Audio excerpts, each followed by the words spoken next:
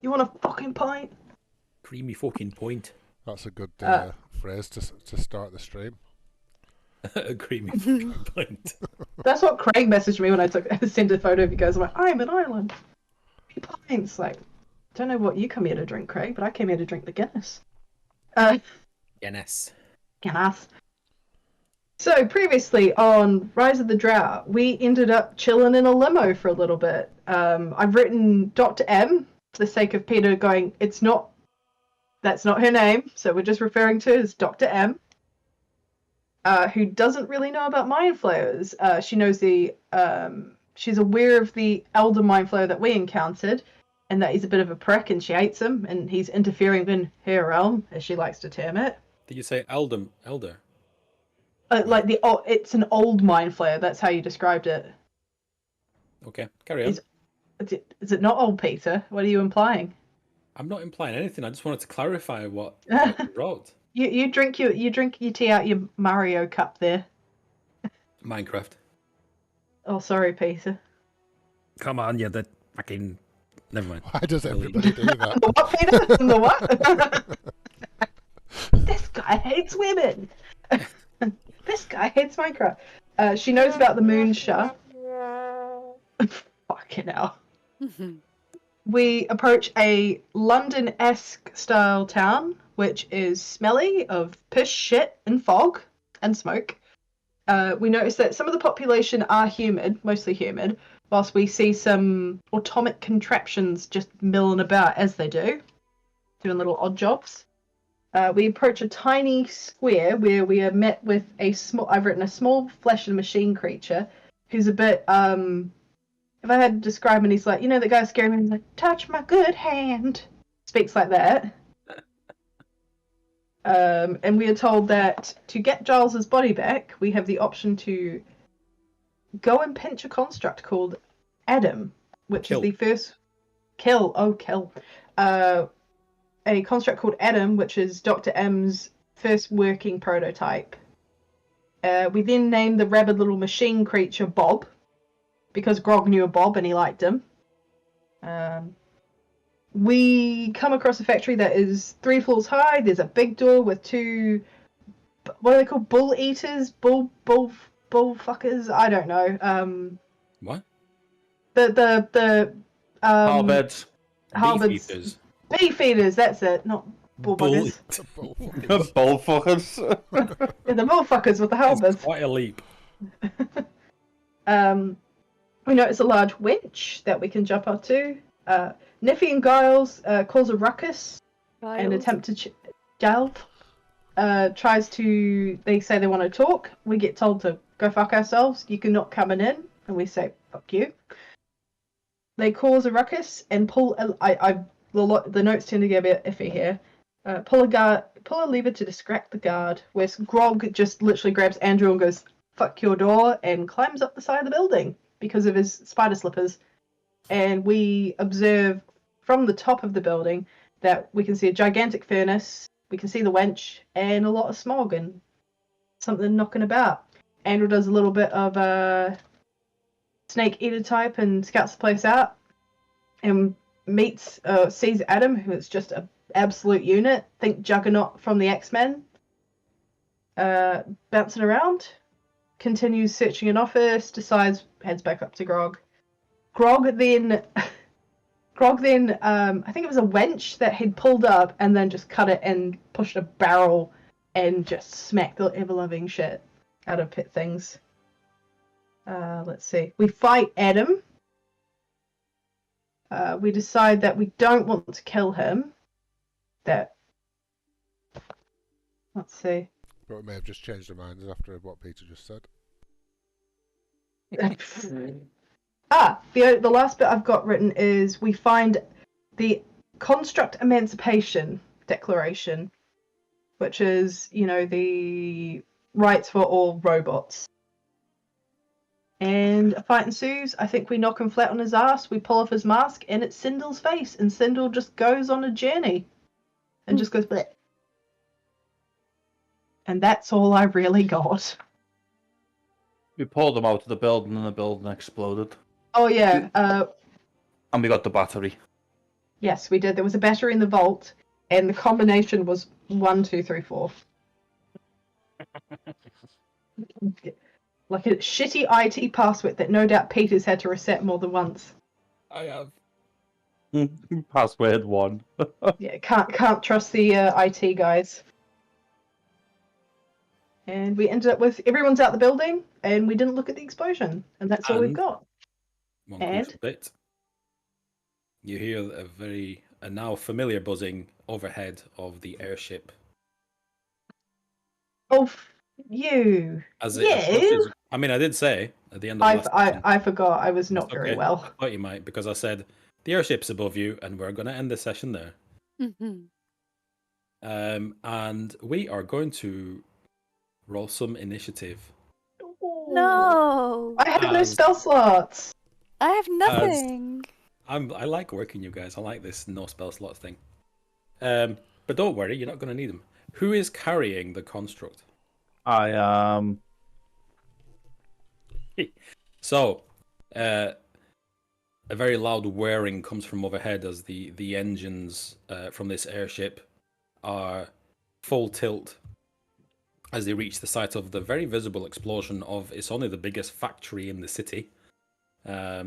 You have to expect the pawpaw to arrive as multiple searchlights like click on and they start searching the whole area. They start with the factory itself, and then they start searching the street. Searching the street. I think there's a few people on Class C's tonight. Happy birthday! This isn't tea. This is heroin. Liquid ludes. Like Wolf of Wall Street, they're like 20 years out of date. They won't hit you for like 2 hours. And then you'll just be catatonic. How much health has Nithy got? 35. Grog is classic, carrying the construct. Let's drag him in here. Adam, come on down. Whoosh. Bring in there. The airship flies above. Let's have some initiative rolls. What are you doing? Trying. Flying out a window. It's. I mean, you've landed on the street pretty much together. What's around us? You said it was quite narrow alleys and stuff, so we might be able to get lost. It is narrow alleys. And sewers. Go on. Surely the sewers go somewhere. My bet would be the sewers. Okay. The sewers are way across the street. If that's the way you're gonna go. Can't see the street yet, so I don't know. Don't worry. How long have we got to collude? I mean, we're in initiative. I'm just waiting for you to roll it. Oh, okay. I've got a did you know at the moment. I can't find my character sheet. Oh. There you go.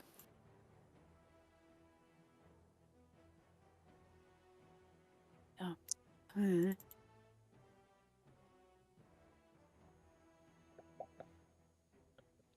Oh, Adam has too much health.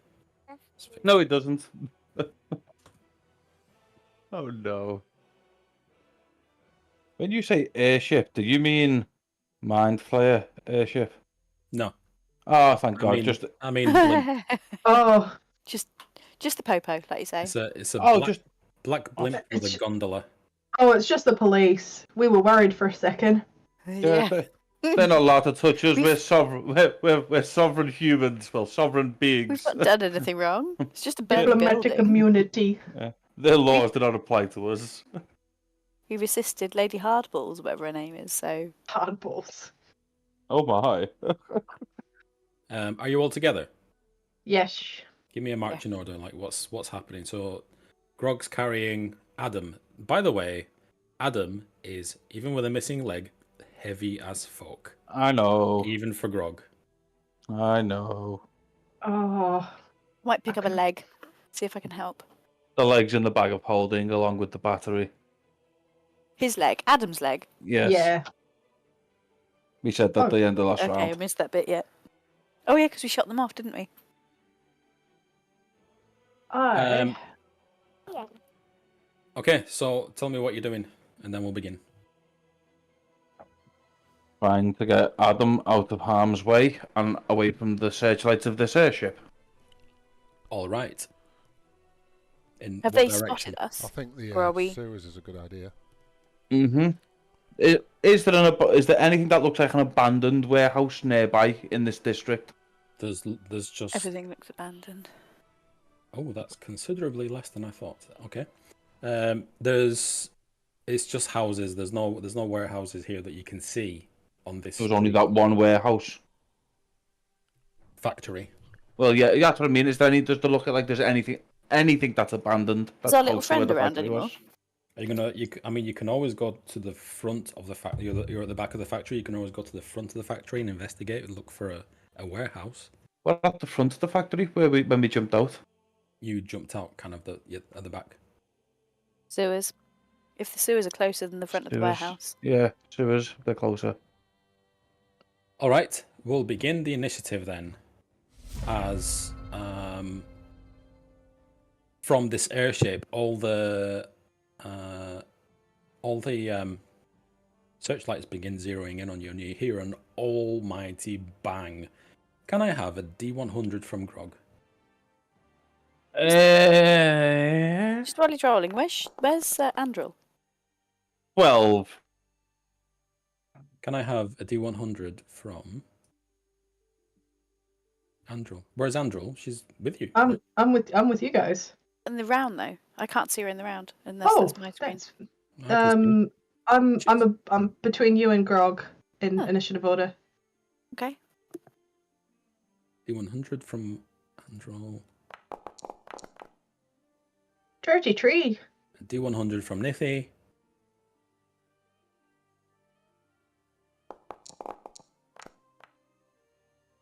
Oh dear, I don't like all these low rolls. You're a bit nervous. Really fucking bad. Giles? 100. Save our ass. No, that's not possible. Those rolls are completely statistically rubbish. A cannon shot lands right between you as all the searchlights zero in on you. Can I have a dexterity saving throw from each of you, but Grog's going to do it with disadvantage because he's carrying a giant robot. As you try to dive out the way, we hear the almighty bang from above. Well, fuck. Oh no! I'll tell you now, the DC's 13. Cheek. Was it a saving throw or ability check? Saving throw, yes. Ability check. No, saving throw. Saving throw, okay. Oh, 16. Oh, so only Grog fails. It's alright. He's the tank. He can take it. Yeah, I he's can't. beefy. Oh, Oh, god damn it. The cannon shot lands right between you as you take 8d6 bludgeoning 25? damage. 25 bludgeoning damage. I'm alright with that. Anybody that passed takes half of that. so what is it? 12.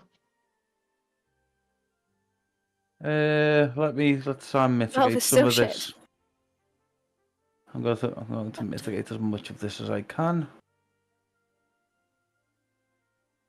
I have Stone's Endurance. We had the short rest after the thing before. Or before the cave fight. So my Stone's Endurance should be there. Why is it not working? Attribute, Stone's Endurance, 1 of 1. Why are you not working? Stone's Endurance. Ah, hang on. Usability. There we go. Yes. So you take what, 2? No, I'm not in rage, am I? I've got no rage slots left. Just let us rest, Peter. No. So mean. So I take 12. I can deal with that. So this cannon shot lands right next to you. The closest one that was next to it was Adam, who takes the full force of this cannon shot, and he takes 25 points of damage. You've got 30 feet of movement, and it is probably, I mean, to across the street. Yeah, you could probably make it in this single round. Is that where you're heading? Is that where I should be heading, Peter? You tell me. You said you were heading that way. Hello. There's an alley you can run down, or you can go into the sewers. What's closer? Sewers, alley. What's closer, footage-wise? Is the alley closer than the sewer? So there's a number of alleys shooting off in all kinds of directions, but the nearest manhole cover that you know of is. No, I get what you're saying. But is the nearest alley closer than the nearest manhole cover? No, the nearest alley is only about 20 feet away, straight on. Yep. Or you can go left. Yeah. And head to the manhole cover, and it's at the beginning of another alley, going in a different direction, which is where you came from. Okay. The reason I'm asking because I've just been shot by a cannon. I'm not going to be like I'm just going to want to get the closest to me, if that makes sense. You failed. You're prone. This thing knocked you clean over. Okay, I will use half my movement speed to get up, which leaves me with 20 foot still left, because I have 40-foot movement. I will use my 20 foot to drag Adam into the nearest alley. Okay. Into the nearest alley, so you're just heading straight on. Yep. I can't make it to the manhole, so. All right, so you drag Adam. You hear his voice is like it's broken and crackling and like barely working, whatever this voice box is inside of its chest, and it says, "Just leave me." I just ignore him. Okay, Andrel, are you following Grog or are you heading for the sewers? I'm following Grog. Can I grab? No, I'm not going to be much help. Is Grog fully made it into the alleyway? He's at the mouth of the alleyway, and there's another shot coming. I'll tell you that. Give me a second. I might have something I can pull out my bum. Not like that, but you know. Ah! Them beads. No, not a bead, but a pearl. I'm gonna use my pearl. Beyblade, let it rip. Dylan, are you getting this on YouTube? Yeah. Jesus Christ. We're about to get demonetized from everywhere. If anyone wants to say anything racist, say it now. Have to, Don't. I'll have to ask the notice back from my job. What about Sindel? We always forget about him. It's not important, Peter. He's an idiot. I'm going to use my Pearl of Power. So I can regain 1 expended spell slot. So let me just quickly. Oh god damn it! I have useless free spells. Right, I'm going to regain a. Right, so Peter, does a Pearl of Power mean I can upgrade my highest spell slot, or is it just any or? I don't know. Come on, Peter. Gotta know these. I've never used these. Let me check. It says here, Pearl of Power. Up to 5. Slot was if the slot was 4th level or higher, the new slot is 3rd level. What? Okay, so because so my 3rd level, I guess. Okay, I'll gain a 3rd level spell slot. I've got something, guys. I've got something. That's not shit. Is it a scroll that'll take you back to the little church? Shut up. I love that scroll. I wouldn't have given it away. Love it. I just realised that I used the pearl and that's my turn done because that's an action to use it. So yes, I will run. And are there any bins in the alleyway? Like, are you going to hide in a bin for the next 4.5 hours? No, I'm not going to. But are there bins? You know, don't worry about that, Peter. Are there bins in the alleyway? Let's roll a D100. I'll make it 30. Fuck. There's no bins. There's no houses in the alleyway either. There's nothing in the alleyway. It's in my mind. There's actually a really good. The bin men in the city are excellent. They paid well by the Automated. council. Yeah. So In that case, go on. yeah. In that case, I will run into the alleyway and just continue to try and drag Adam along with Grog further in, so we can You're avoid grabbing getting. hold of Adam as well. Okay. I said I'm trying to help. Yeah. It was. You'll come to regret that. Nithy, are you I'm following those two, or are you heading for the sewers? No, I'm going to follow. I'm a good little puppy dog. Oh no. What? Oh. Just had a battery low, and I was thinking I'm plugged in. What's going on? But I wasn't plugged in. Put it up. I'm following, but What are before you I guys do, doing? sorry. Nothing. Go on. Huh? It's Friday, long week. I am going to cast Bless on Andril, Grog, and Giles as my last spell slot, which I could have probably done with doing before we got cannon fired. It wasn't your turn, so Exactly. you're forgiven. Thank you. What's your wound? Apparently, you're wounded. Isn't it an acid scar? I don't know. I don't even know when I got it. Oh, that's Featherfall. Oh no, it's because the damage automatically defaults to acid. Does it? Probably because of the alphabet and all that shit. Yeah. Bless. So yes, I'm blessing them. Who are you blessing? All four? Oh, 3. So there's only 3 people, and it's Giles, Andril, and Grog. Okay.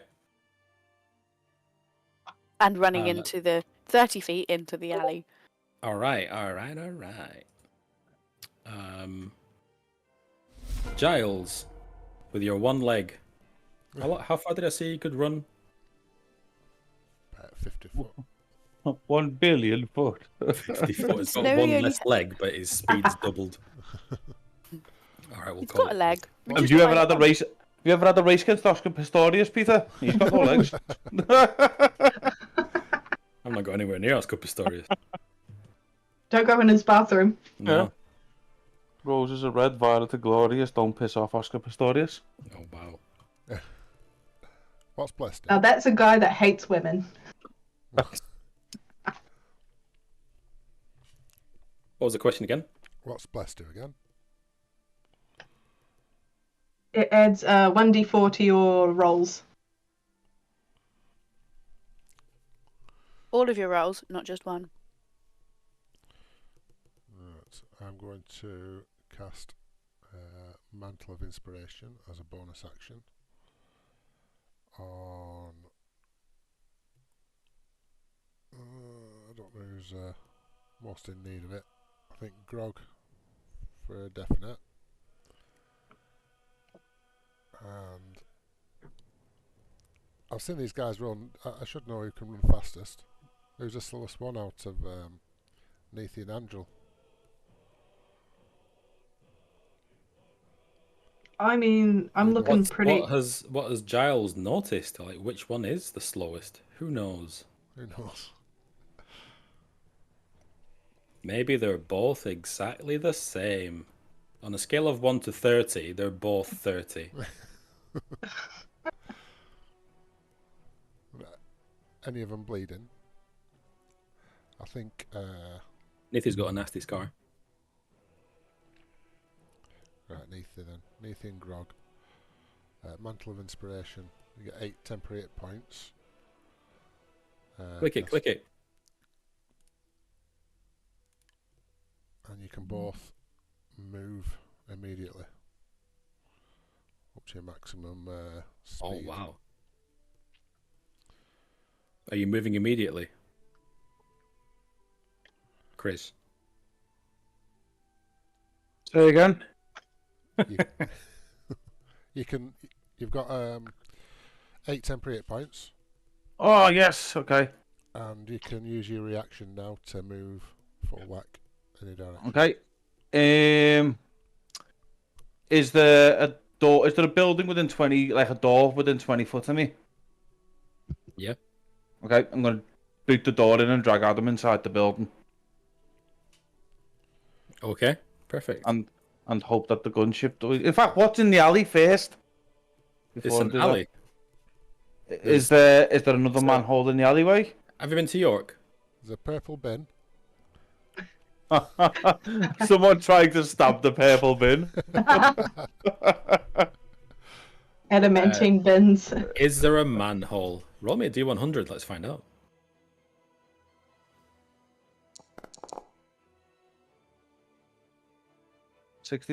Yes, there is. Roll me a D100. Let's see how far away it is. Wait.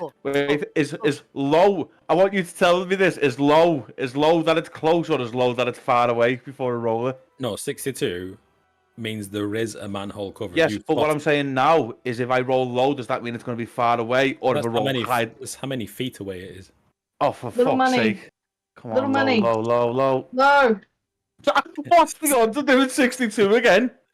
I think that's a 1 in 459 chance. I hate it here. You spot steam raising from a manhole cover further down the street. Alley. Fuck. How close are the roofs of the alley together? Like pretty close. So they'll provide some protection from the airship. Yeah. So when we're rolling a D100s, I'm gonna lower the difficulty. Okay, I'm gonna just drag them towards the manhole cover then. And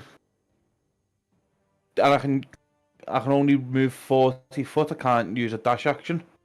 Can if you want. Okay, I'll use the dash to move 80 foot with Adam. Okay. So let's. But wait. There's what's Giles doing? He's done the thing, and he's just standing in the street. Come at me, bro! No, I've not finished my turn yet. Okay. This is just a bonus action, so it's Chris and Neither to put their temporary points on. Sorry, move. We got carried away. Yeah. Chris was very excited. making a ruckus in alley. So, Neither, you move in. I will stay up to speed with. Where's Andrew? Can't move, can she? I'm with Grog. So Chris and Neithy can immediately move up to their full speed. Yeah. All right. So, I'm not leaving Andrew behind. I'm with Andrew. Okay. So you run into the alley as well, Dylan. Okay. Yeah. So I'll stay with Grog then. So it's 2 and 2. All right. So you're not using your immediate movement because use it or lose it type. Yeah. Yeah. Because she's followed Grog, and I've run up to. Is Neithy and Grog running ahead? Yeah. You would appear so. Yeah. Okay. So the two Goliaths run down the alley with supernatural speed, leaving Andrew in a cloud of dust. Sorry. Bye. So I run up to Andrew, so I'm with Andrew now, and for my actual action, I'm going to use Mask of the Wild. What does that do? I can attempt to hide, even when I'm only lightly obscured. Well, does that give you advantage on stealth rolls? I presume so. I don't know. I'm hidden. Well, it doesn't really give you much. All right, I'll let you have the advantage on the dexterity. Is that okay? Yeah. Is that agreeable? So you run into the alley. You're with Androl. You allow Grog and Neithy to sprint ahead. So you're in two different places. We're 30 foot apart. It's not that different. That's fine. In that case, I'll just get you all shot. That's fine. You've been hanging out with Craig too much. I'm going to roll a d4. Odds, it's the group at the front. Evens, it's the group at the back. Evens. So, it's going to be Giles and Androl who take a cannon shot. Dexterity saving throws, please. With a d4. With a d4, and Giles has advantage. As the searchlights kind of lose you in the alley. So now Grog and Neithy are in the dark, but all the lights are now on. 18. What's your 4? Oh, yeah, no, it automatically rolled the 4, which is really good. Oh, yeah, mine did. Clever little thing, isn't it, Foundry? Still shy. Yeah, it did a 1d4. Is that right? Or do you just add a 5? Yeah. A bless is 1d4.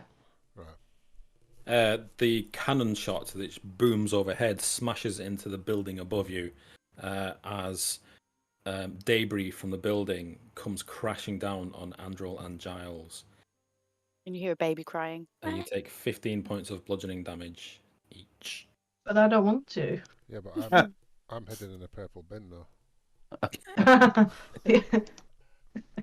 The debris just falls through Giles' like bones, just Boing, clinks off his boing, big Like a xylophone. Boop, boop, boop, boop, boop. like a plinko board. It just rattles off him. So 30. Yes, Jeez. with an almighty. No, you take 15 because you passed the roll. All right. DC 13.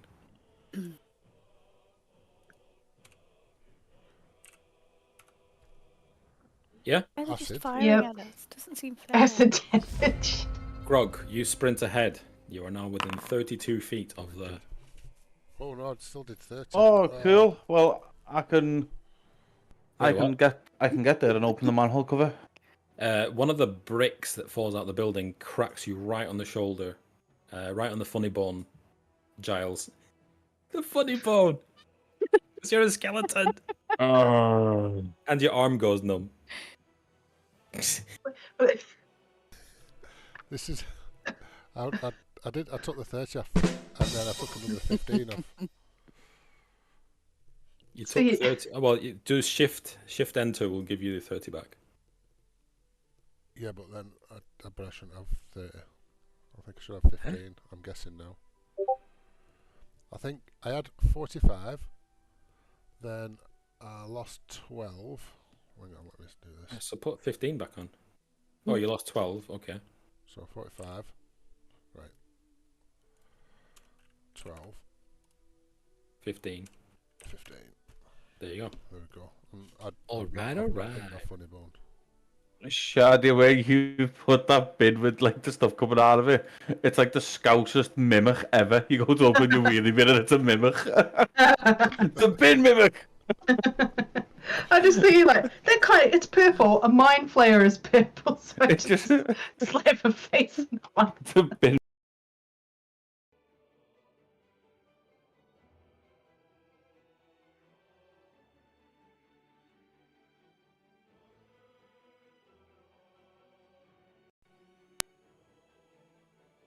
You kind of bricks. Just a bin going round with this being 18-inch rims with the little tiny wheelie little ones. Oh god, I hate it here. So I'm gonna get to the manhole cover, Peter, and I'm gonna fling it open and pop Adam in. You're gonna pop Adam in. Yeah, and then jump down after him. You jump down. Okay, hold on. Ah, Grog's gonna die in a fucking sewer, and he's not going out like this. Adam will be a soft landing. It'll be fine. Might finish him off, but I think he'd be alright. You throw Adam down. He splashes into the filth below, and you jump after him. Is that your turn?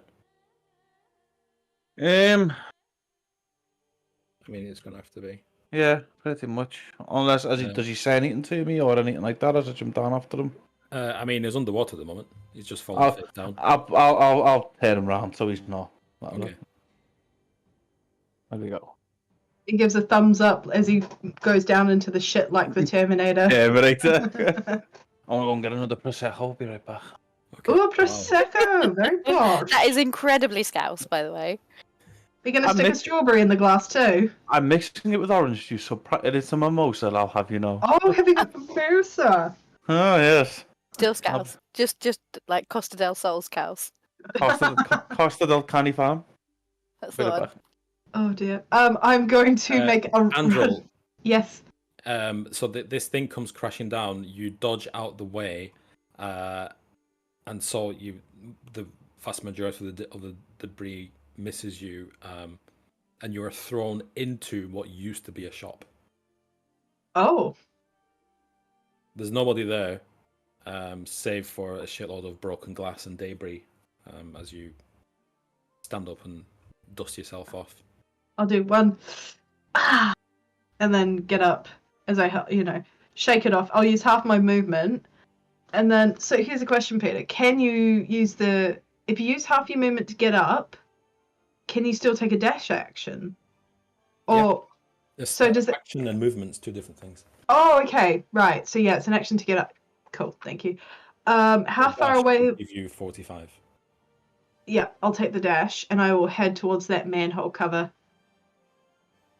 Okay. Without a second look, you stand up and you run out of the shop. Who knows what was in there? And you run 45 feet. Peter, it's not nice. Said, isn't it? It is, but that's still... Oh, but it was a shop. Stop it. Stop it. That's terrible. But as we go in, I'm going to scream out to Giles, might want to leg it! No pun intended. Oh, Giles! Shots fired! Leg it. Very rude. Because you're a one-legged skeleton. Is it me? No. I'm done. It is Nithy's turn. You are 32 feet away from the manhole cover. 32 feet? I mean, he rolled 62, so you've run 30. You can always use your action to dash. The manhole cover is open. I forget about dash. What does a dash mean? You double your movement speed, so you can. But what does it mean in terms of action or casting a cantrip? Or you can use a cantrip if you want as a bonus action cantrip. Yeah, no, doesn't exist. And that's your action. You don't have a bonus action cantrip? No. Oh, okay. I don't think there is one for a sorcerer. Didn't I found anyway? Are you running into the sewers? I am going to run into the sewers and jump down into the darkness. You actually land on top of Adam. Clonk. Free Adam. Squelch. I'm just dragging you into the next map because I can't see him. I'm still on the Rise of the Drow screen. Yeah, that's fine. That's normal. Oh, I thought something gone terribly wrong for a second. No. I'm just setting up the next bit. Just separating the party for us, properly, physically doing it. I'm just doing the bit where you are jumping into an unknown sewer in a steampunk city. What could possibly go wrong? Giles, you are 62 feet away from where Grog and Nithy has just done a slide into. No problem. I'm going to use my dash action. Sorry, class C's again. I'm going to use a dash action. I still can't say it. Dash action. Dashant. You're having a stroke. Okay, so that you move up to 60 feet. No, 70. What? No, you don't. Yeah, I'm 35. When did 35 appear? You're a skeleton with one leg. And we never decided on a decrease. That's fine. That's fair enough. That's fair enough. Wait, did Andrew go into the sewer? I can't remember. Yeah, I went into the sewer. Okay. After a cutting retort to Giles. All right. You all slide into the sewer as... Let's have a parting shot, shall we? As they fire blindly. Let me see if it will even hit. I need to roll more than 50 to shoot at you. Oh, that was 54. That was Frog. Eyes back. What? Peter decided we're all in the sewer, but Peter, as a final sort of hurrah, decided that he would roll D100, and if he go over 50, we'd have a parting cannon shot. And? Okay, it's going to have to be pretty fucking accurate to go down the manhole. Here's the problem. He got a 54. Yeah, okay. It's a parting cannon shot. Doesn't mean it goes directly down the bloody manhole, does it? It goes in the general area. Yeah. There'll be debris. Let's have a dexterity saving throw from everybody. With advantage because they can't see us? Alright, go on then. Yeah. Does that mean I get double advantage? +4. No. Don't forget your +4. Anyway, doesn't it? Dexterity Oh wow. I'd take the 20 over the 2, that's for sure. Oh, 2 15s. another Roll nat 2 20. Was that Giles? It was. That is Niffy's. Nope, sorry. Excuse me. I thought that was Niffy's first nat 20, but it's her third. Oh. How many has Grog got again? 50? No, 23. Jesus Christ. And the person behind him in second is Dylan as Giles with 10. But As himself. but as a balance, Grog has the most nat ones. Oh wow. Not me. No, I've got a different counter for you. You take damage. Right, Giles. Wait, shit. Oh yeah. Giles is in and Androl. British. Androl British.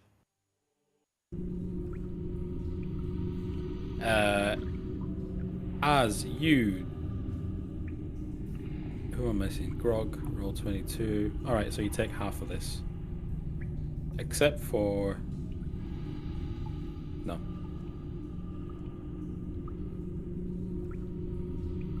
A lot of ones. That is too many ones. You take 9 points of damage. 9.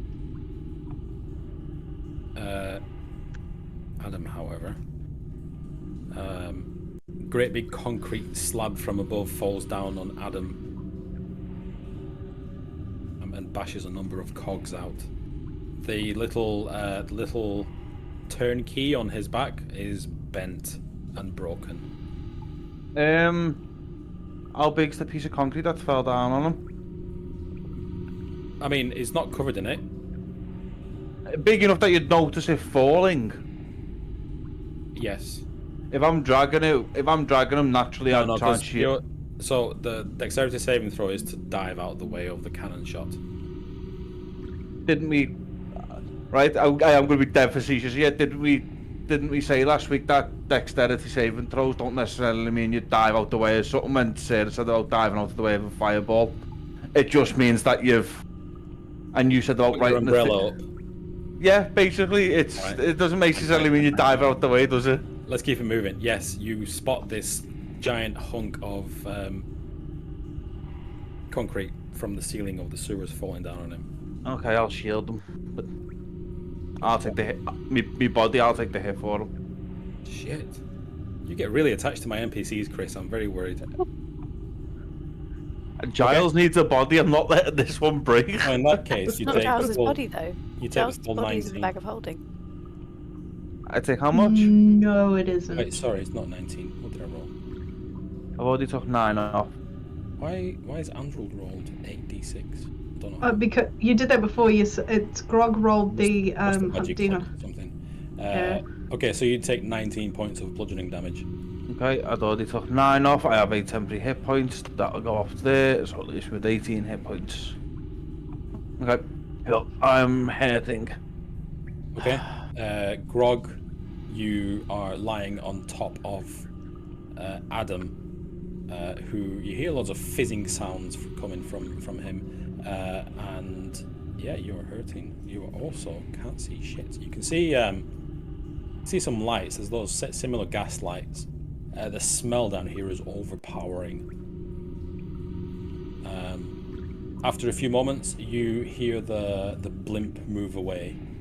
Like it's a very noticeable sound as it whirs and buzzes as it flies off. We're going to start an initiative in here. You have to fight diphtheria. No, dysentery. That's it. As you hear a lot of scratching and squeaking echoing around these sewers.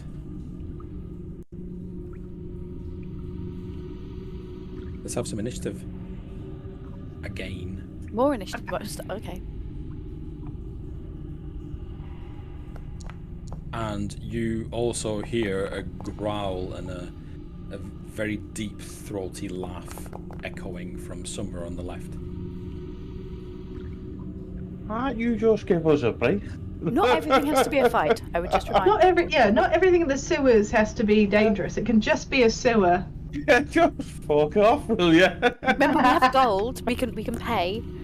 This guy hates D&D. Fucking love it. Oh, I just realised that Nefi doesn't have vision either. But Not I yet. do. I should. Giles have is the only one eagle. that sees these little eyes in the dark at the end of this corridor in front of you. All right, I'm missing Giles from the initiative. Question. I've got Devil's Sight. Would I not be able to see? Not from where you are. Where am I? Oh, there I am. Some fatty's blocking my way. Are you there, Dylan? Sorry, I just got a call. 1 sec. Yeah, we'll just wait for you. Don't worry. I want to know who's calling if it's like work going, can you come in? Oh, can you imagine? Come in, fuck that. No. Oh, well, Love Dylan, D&D. I shall show you my Black Friday purchase. Because you know how we talked to... Because you've got mum strength. You've got 2 kids. You pick them up all day. I ain't got the strength for that. Come back. And then... I've got one of those. I've got like a upside down one. Oh. It was only 20 quid, so. Is that spinning something inside there? Yeah, it's supposed to be for like protein shakes. Not fruit, Peter. Bold of you to assume I'd have anything healthy. I was extremely unhelpful that time. I'm sorry. I just wanted to know about appliances. I'm back. Giles, can you roll me some initiative? Initiative. Oh, sorry. Oh, he's taking off his hoodie. Watch out. Getting hot. Which is bad news. It means the wife's put the heating on. Bow chicka bow bow. I was gonna say- Wow. What's that Nelly song? He knows something's coming. Take off all your clothes. That's not how the song goes. It's getting hot in here, so take off all your clothes. That's the song. Sorry, I'd already sung the first line in my head. We can't sing it, Peter. We'll be demonetized.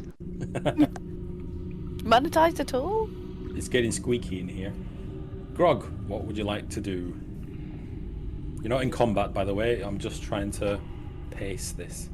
Can I see anything because I have the eagle's vision with my character? You haven't got shit because it's dark in here.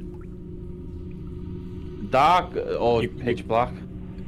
You can see the light sources. Okay. I fucking hate Always light a this torch. game. Could always light the torch, but then I wouldn't be able to drag at them.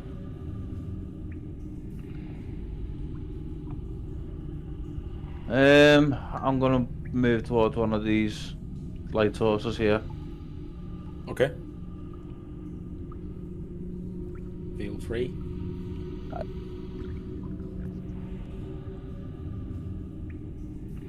You splish splosh everywhere Okay. as you drag Adam. He squeaks and clanks as he hits nearly every pipe underneath these dirty waters. What would you like to do? Got to keep moving with him. In fact, I'll ask him. Does his gun still work on his arm? He says, with a really tinny voice, "I don't know." I'm gonna pull his arm up and aim it down. And I'm gonna say fire one of the fire ones down there. What down where? What Like, direction? well, I am going to shoot it down here. I'm gonna basically use his arm like a fucking flare gun. And if anything's in the way and it hits it, it's going to die. Okay. He fires a projectile out of his arm. The thing wears and heats up. I mean, you can feel the heat from where you are as it booms down the corridor and smashes an iron door at the end of this corridor open completely. All the squeaking and the growling stops all at once. There is no more sound in here other than dripping water. Okay, I'll drag him towards that iron door. Okay, so it's how far are we talking here? You've got another 15 feet, I guess. 25. 25 even. So you get halfway across the bridge. Right. Okay. Right. There's a bridge. I mean, you get him halfway down the corridor. It's a little bridge that goes over the filth. Oh, it's gonna be a fucking troll under it knowing you. Go on. It's much worse than Of course it is. that. Fucking course it is. No, I'm going to give you this because as you round the corner,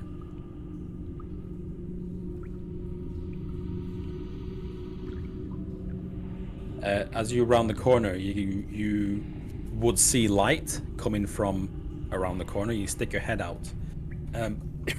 It's not looking at you, but it is another one of those massive rat folk. What You can the give me a fuck stealth is check if you that? want. Oh, okay. The rats weren't in this. The rats were in the Underdark, weren't they? See, now this is used my bless when bless should be chosen Bless when is to only a use. minute. It hasn't been a minute since it's been cast on us, has it? Yeah. Has it? 10 rounds? Okay, Actually, fair. hold on. No. It's not been 10 rounds, my apologies. Exactly. We stayed in initiative. And it's automatically used the bless up before on a saving throw where it didn't need it to be used. Which is pretty stupid. I mean, doesn't Bless stay on all the time? Yes, I've just rolled. Oh, is it? Well, I'll have to roll a d4 then.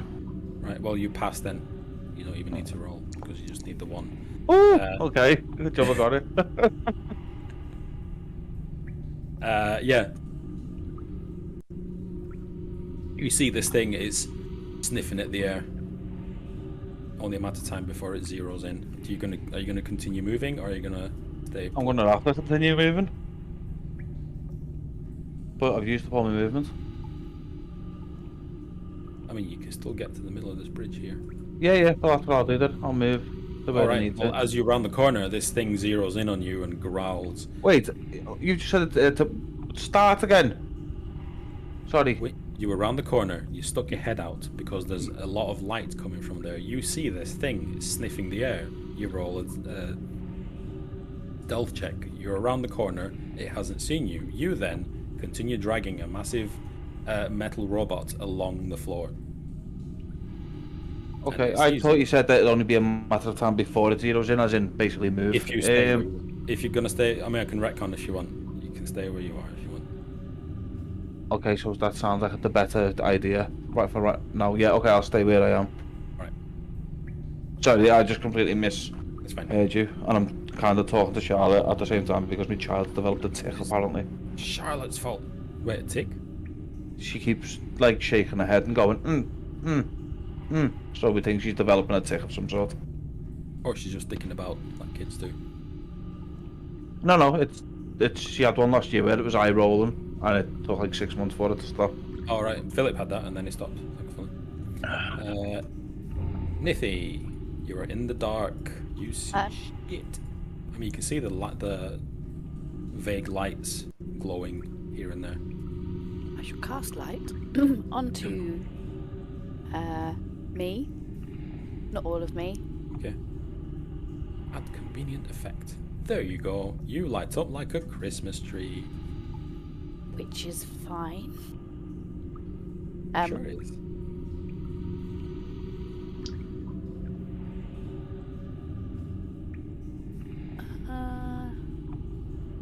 There is a corridor in front of you here, and there is, well, the sewer left and right.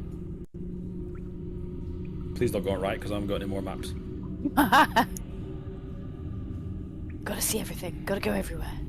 Completionist. Do you know what? I've cast light on a holy symbol.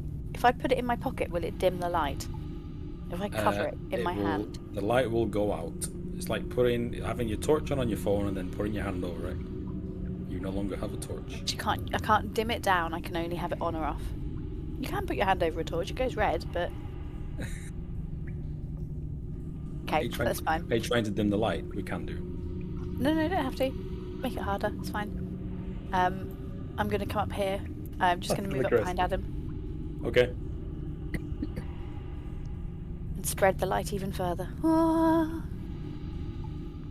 If you want to dim the light, if you want to like hide it, that's fine.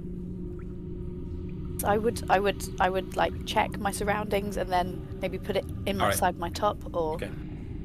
What film was it where she had the torch and then she kept like covering the torch and like shining it, and then was it the one where Netflix film? That was that one where they haven't got a budget. Yeah. Giles, you see in black and white because you're a skeleton.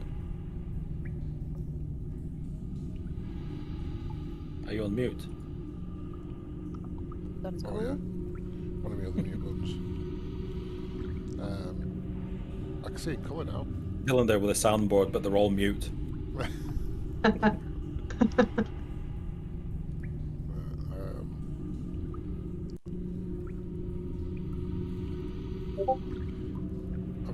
I'm still hidden, aren't I? With my... Are you? Yeah, with my Mask of the Wild. Okay, yeah. If it lasts however much. Forever. Let's check. Mask of the Wild. Oh, for... Oh, it's just... Yeah, it is. It's forever. There's no timer on that. That's not right. Okay, never mind. You're a skeleton. You blend in with the surroundings.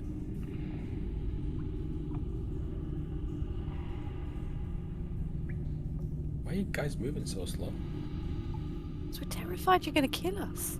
I didn't realise we'd gone into would Vermintide. not. I would never You'd love to. usually kill you. Only Giles. And maybe me. Giles, you see a group of rats are all staring at you as you enter this corridor directly in front of you. They haven't attacked you yet, but they're all staring right at you. You hear a hissing sound coming from the room next to you.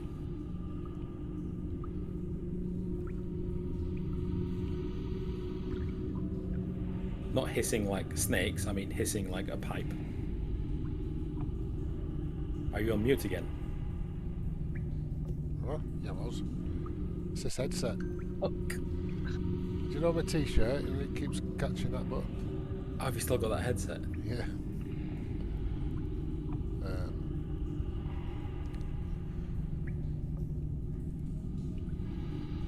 don't know what to do then. The rats. Sleep isn't noisy, is it?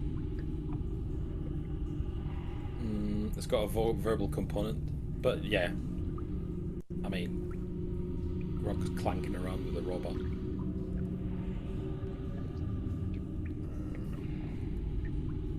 I can't sleep here. Oof. There. And then I'm going to move back 2 spaces as well. You need to roll the thingamajig. You can't move back to space because you've used all your movement speed. Right. Which One one? space, sorry. I used 30. Oh, I keep forgetting you're 35. That's fucking weird. Roll your thingamajig. Did it just damage? Oh shit, these rats were hidden. 21. 21 is not enough. Not even for a rat. Not even for a swarm of rats. As they enter initiative. Oh, Giles. Okay, so your spell has disturbed their breeding ground. They were in the middle of a rat orgy. Oh shit, yeah, there's a lot of rats. I can see Is it that your now. turn?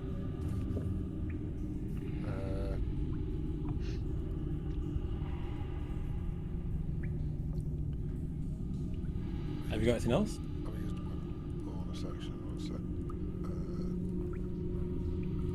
Sleep is a bonus action. It's a full action. Yeah, no, but I've got a command as a bonus action. But sleep is a level 1 spell.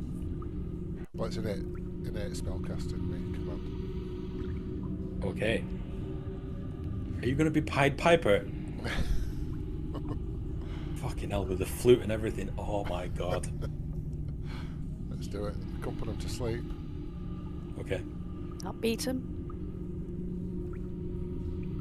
Yeah, let's do it. Alright, what are you commanding him? I want to say protect. See if that works. Let's see if that works. It does. You want them to protect you? Yeah. Oh shit, okay. Alright.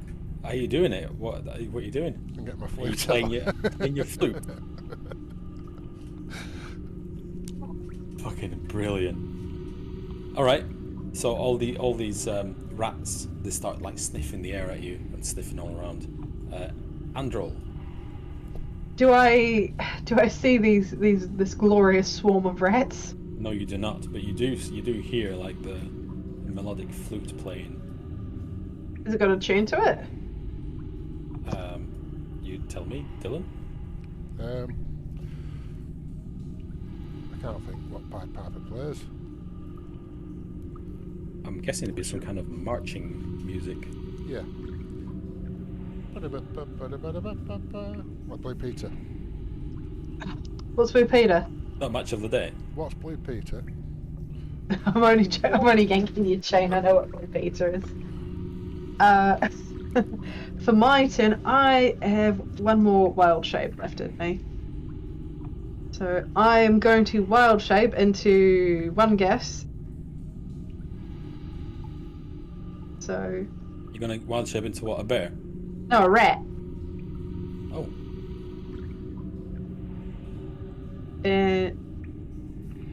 I'll make my way towards Grog, and as I get closer to Grog, I ratify, and then I will just run up and sit on his shoulder and like tap him as to say, "It's me. Don't worry, I'm not a random rat. I'm the Androl rat."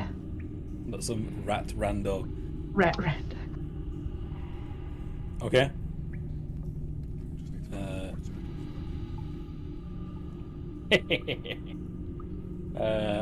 Okay. It is this. Oh, those rats go first. Okay. I've got no vision, Peter. Oh, apologies. You got no vision.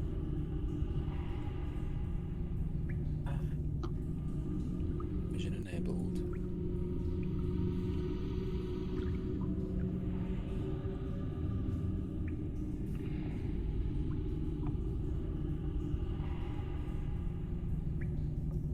Thank you. I don't know. Oh, there I am. I knew I can find my token. Jesus Christ! The hell is that? That's your boss. Ah! Yuck. Alright. Anyway, that's my turn done. Okay. This swarm of rats is going to run at 5 and 15, 20. From around the corner, 25.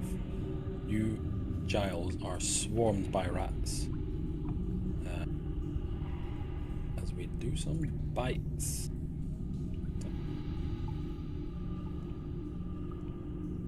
Does a 16 hit?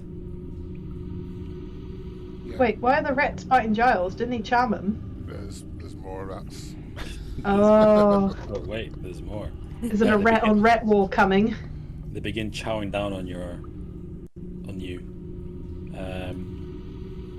Swarm can occupy. Oh, can occupy a space. I bet that's going to confuse anything.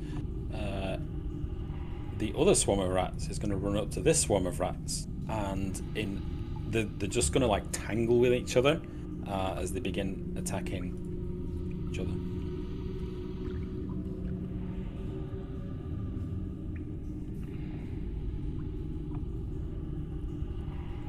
One definitely hits for as this is louder than a cat fight between these rats. Did I just take 7 points of damage as well? Yeah. I'm down. Oh yeah? Yeah. I only had 2 Shit. left. Giles is knocked over by the force of all these rats who begin gnawing on his bones. Grog, you hear an almighty ruckus behind you. Say again, Peter, sorry? Grog hears an almighty ruckus behind him, louder than cats fighting. screeching and squealing and squeaking. We're through here. Through Yes. This part? Okay. Good Duke. I don't have the HP to go in and save the day. Neither does Giles. Great. I'm going to drag Adam to here. Right? I'm going to prop his back against the wall. So it's like 10 foot. And then I'm going to say to him, if anything comes around that corner, meaning the big rat, or anything comes through here that isn't us, you open fire and shoot it. And I'm going to position his arm, like, so he can, like, just do it. And then I'm going to run in. Down style, you're just going to hand him the sniper rifle and you're just going to aim and then, and then I'm just going to run down here and start fighting. How much movement speed have you got? 40 foot, so I've moved 10 till there. Yeah, there you go. Alright, go on. I can't actually see anything. Where I'm standing. Oh yeah, because you're blind. You just hear it, you just run through a crowd of rats. I'm going to stay here. I'm going to stay in the light. I can't do fuck all about it. Grog's No, I can't see what I'm hitting, and I might hit Giles. Oh no, Giles. Nithy. Did you say Giles is down? You don't know that. Okay. I can obviously hear the noise. I Yeah. can see Grog running, so I'm you gonna. hear the clatter of bones. Is that 10 feet-ish to there? There you go. So I can now Giles is see. down. Giles is down, Giles and is down. there's a cloud, like a cartoon cloud of rats just fighting each other. She don't know which ones are the rats. That is true. Because part of their swarm action is that they can occupy the same space as another creature. So the good rats are occupying the same space as the bad rats, but I don't want to mix them because I won't be able to click them. Okay. So I'm going to go up to Giles and I'm going to cast Spare the Dying, Ooh. which is a cantrip. So my understanding is they don't have to make a death saving Yep, throw if that I is do correct. That is a correct understanding. that. I've had enough Giles deaths. She's not having it again. Or Giles. He's our honorary tank at the moment. Is that your turn? Giles. Actually, no, hang on. Oh, If I were to drag him back a few feet, would that be an action? no. He's on the skeleton. So I'd like drag him back to He's- kind of the doorway away from the rats a bit. It's not even skin and bones. Just bones. I would definitely use that. Alright, move. you drag him. You drag Giles slightly out of the way. He doesn't roll a death save, which is good. So Giles skips his turn, and it is Andrel's turn. Who is a rat? Can I understand what the rats are saying? As I am a rat. I don't think does it give you the language. I don't know. I've never. It's Odd shape. Animal language. Kind of druid. Understand? There we go. Someone's already asked this question. There's a circle of the moon. Recently, description. Giant elk says it can understand certain languages, including Sylvan and Elvish. Wild shape. You also retain all your skills and throw in addition to those creatures. You can't cast spells, and your ability to speak or take any action that requires hands is limited to the capabilities of your beast form. Okay, so all you hear from around the corner is just picture a massive brawl in the centre of Manchester on a Saturday night. You just hear like, you bitch, you bit me, and yeah, fuck it. Yeah, but I didn't touch your girl. I'm still on Grog. that's How my far... taxi. Fuck off! I asked him first. Those are my chips. I was on Grog's shoulder, so I would have gone with Grog. Oh, okay. So yeah. Can I will jump on top of Giles, who's just sort of, stabilized, and I will attempt to give an impassioned rat speech. So Okay. I Hit me with will your best speech. I will stand on top of Giles's head, you know, and lift up my little front paws, and I'll go, brothers, sisters, there is no need to fight. What are we fighting for? We are rats. We're rats. We eat rubbish. We live in the sewers. Why should we be fighting each other when we should be fighting the biggest of rats? He eats the most. He takes our food. He takes our young's food. And I go into this tirade about how the giant rat is our oppressor and how, you know, we've got to stand up for the little rats in our society and that we want, you know, if the nest is to grow, we need to grow as rats. God damn, give me a persuasion check with advantage. I can't find my token because I lost it. Shit. Help me, Peter. I can't find it. There you go. Thank you. Sorry, it was persuasion with advantage. Yeah. Although you're a rat. I am a rat. Will a 16 do it? The fight the fight stops, but only if Dylan says yes. Because he's commanded one of them to... Yes. Okay. The fight stops and all the rats just stop and look at you.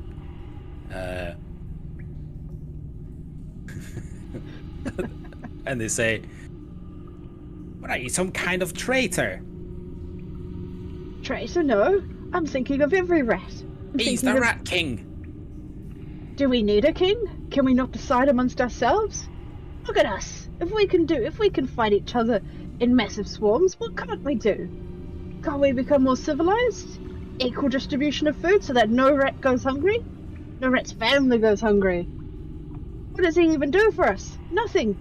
Who's here to fight us down here but ourselves?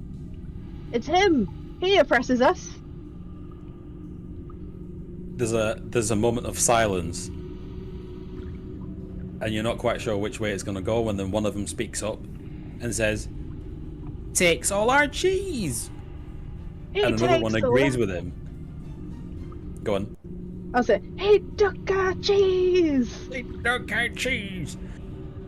And another one says, "He killed my family. Well, my fourth family." And they all start nodding in agreement, and they're all like shouting, "Yeah, he's been oppressing us." And I'll continue. How many rats full families will die if he continues? We can end this here and now. And I'll turn and I'll lift my hands up and go, "Look, the large one. He's alive." And I'll motion to Grog to pick me up. I will oblige. And as he picks me up, he goes, "We small rat kind no longer need in fear. Look at these others. Look how large they are. Let's take the fight to him." They all start shouting like in agreement, going, "Yeah, he's right." How far are you going to take this? I'm going to say, "Rat emancipation! Rat emancipation! No longer will our cheese be taken. No longer will our families die." And I'm essentially leading the French Revolution at this point. Okay. What are we, rats or mice? We're no mice! Look at us! We're no fruity mice, we're rats, we're hardy. Just continues. Is this where mice and men came from? They all start shouting in agreement, and they're like, "Kill the king! Take his crown!" And they all run around the corner. Actually, no, they run into the room next to them, and they kind of disappear out of sight. Let me see. Oh, I was hoping we could use all the rats to carry Adam like some form of rat conveyor belt. Not over yet. Since it's both of their turns at the same time, you hear loads of squeaking from around the corner here, and growling, and well, in Andrel's voice, in Andrel's language, is shouting and screaming. And I'll start slapping Grog, going like, "Come on, gotta go." It is Grog's turn. Okay. I'm gonna pull out that battle axe instead of my great axe because I've got hold of Andrel. Ow. Hang on. Give me one sec.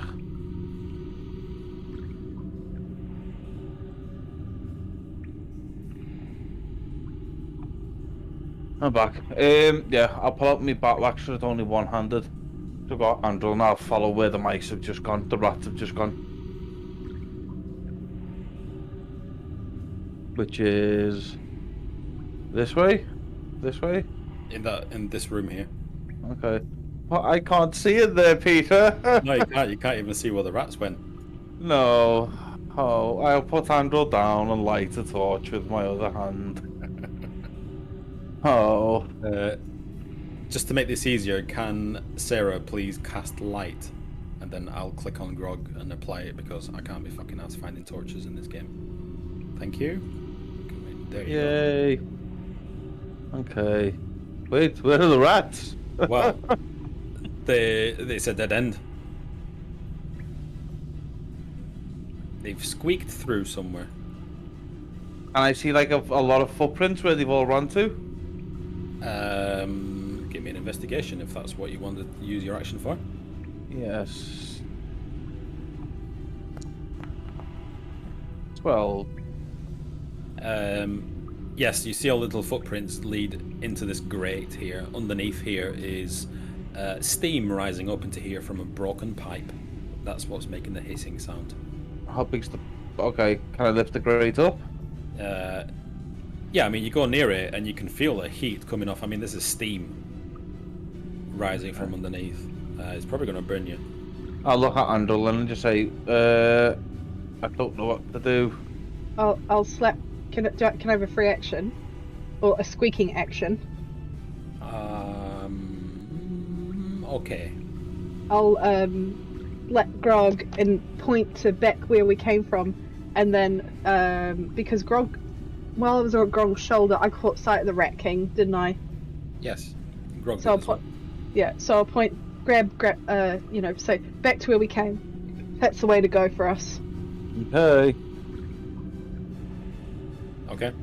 And I'll jump up on Grog's head, and as he runs, hold on to his eyebrows.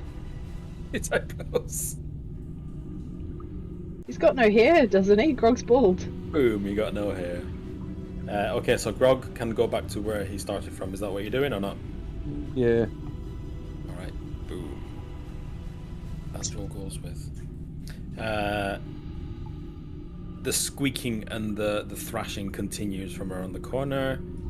Nithy. So I can hear the squeaking going on around the corner. I can see the Yes. rats have run. Oh, you saw Andrel making these squeaking sounds. Yeah, and then the standing rats on run top of- away. yeah. And now I can hear lots of squeaking around the corner where Yeah. Also, Giles is down. I can't do anything. Okay. What's the Just last- a reminder. Oh, it's just where they're dying, isn't it? So no. He's stabilised, isn't he? Yeah, but he's Stay unconscious. alive. He's not. But he hasn't got any health. He's just not going to die. Is there... I mean, what can you do? So if you didn't have a mage in your party, or a cleric, how do you bring someone to Or a health up? divine soul sorcerer. Or a divine soul sorcerer without any spell slots? Potions. You would have some kind of potion or medicine pack. Okay. I have nothing like that. Okay. I think Andrew did. I had a herbalist kit. Actually, he's kind of a skeleton, so bandages won't be much good. It'd need to be, I mean, even a potion, surely. You just kind of dabble it over it. Yeah, do we coat? Is it like bone polish that we need to get him? Give me a second. I'm gonna. Can I recommend we have a pee break now? Sorry. Yeah. Just. Help yourself. I'm gonna grab a chocolate bar in a minute. I mean, would you... So, you haven't got any potions? Haven't got any healers? But he's With a not long conventional. rest He's not a conventional patient, so you would have the know-how to know that this guy is not a flesh and bones creature. But you do. Give me a history check. See if you remember. Think, no. Nithy. Think. Please roll more than a 20, because I'm going to be rubbish otherwise. Roll more than a 20. That's a bit optimistic. Isn't it? Yeah. 14. You remember that. 14. You remember someone saying that it's his Giles's soul that's imbuing this. So he shouldn't need health points then? Because his soul doesn't have health points, surely. Well, no, you know that the bandage won't do it. I agonized over how you're going to heal a skeleton, and I just left it as is with regards to a healing spell, but as far as bandages and things go, I mean, there's no blood for him to lose. So I I'm haven't back. got a healing spell, but would a prayer work? Could a prayer work? Yeah. Are you going to say a little prayer for Giles? I would, yes. Yeah. Let's say a little prayer for you. In You a may neat style use... prayer. Have you got any sorcery points? Nothing. Not even sorcery points. I thought... I'm dry. Stick me back in Magwell, then. I was Sort it literally out. going to open up my veins and bleed on him in a hopes of Ooh, blood magic. give him some of my HP rather than. You can try a little bit of blood magic. How much are you gonna spill onto him? Hang on, let me just.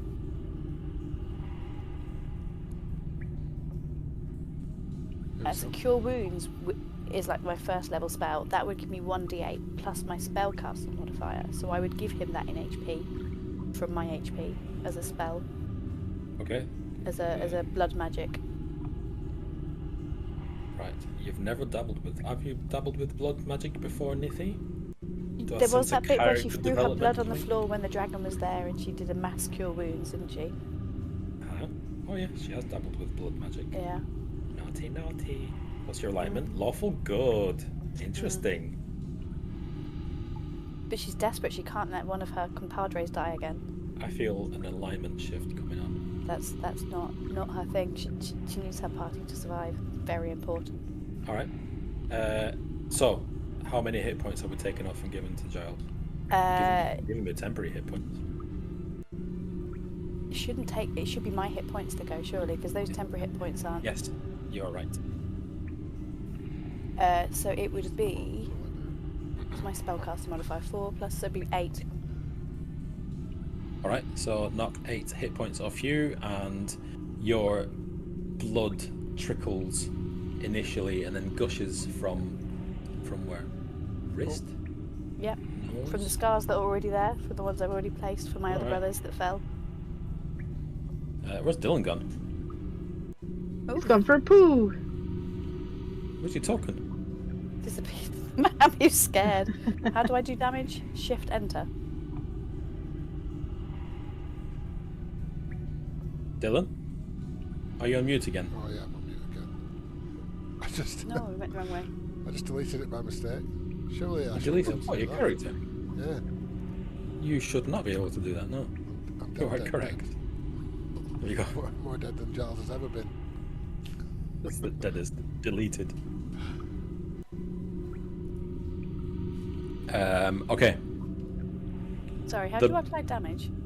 Press- Shift enter gives me healing. Highlight your... No, highlight your token, press just enter. Just that. enter, okay. Removes health. Not backspace. Not backspace, that doesn't- deletes you. That doesn't add health. That takes away all your health. The blood trickles from your already existing scar as you open that old wound up again, quite literally, and yeah, 8 hit points to Giles, who now has 2 levels of exhaustion, but he's no longer unconscious. Are you gonna do it, Dylan? Thanks, Neithy. Am I going to do what? Add 8? Giles, as you come to, while you're unconscious, you have a very vivid short dream of an altar and 2 there's 2, what's it called? Great big torches. Was it tiki lights? Tiki lights, the ones that you stick in the ground anyway. And your friend Nefi is standing over this altar, a slight crazed look in her eye, as she manages to revive a white rabbit. And you wake up, and you're back in the sewers. Character development.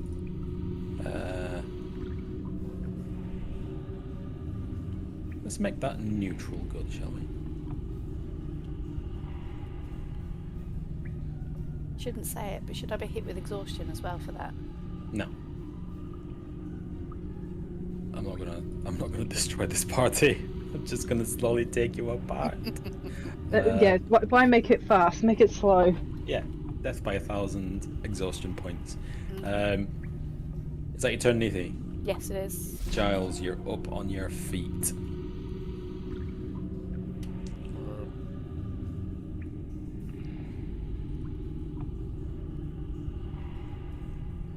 I'm probably going to wonder where rats are.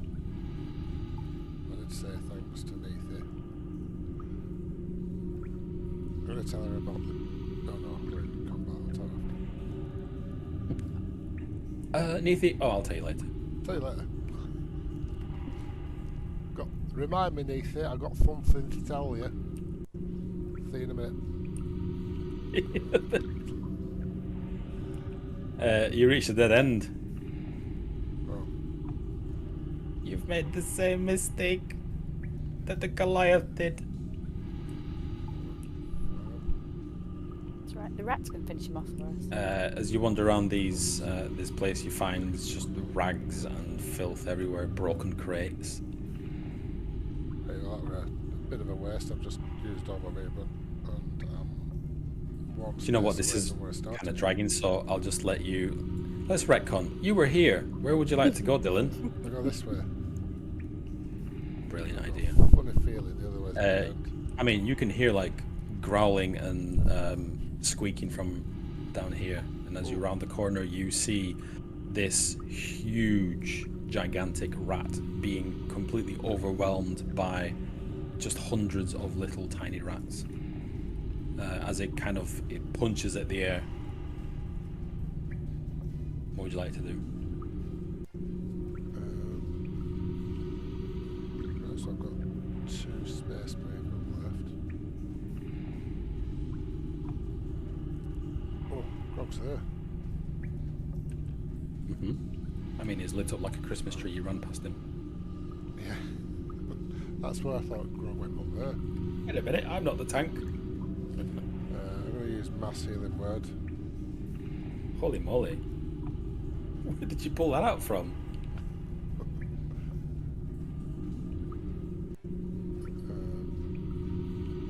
Yeah, let's do it. 3rd level.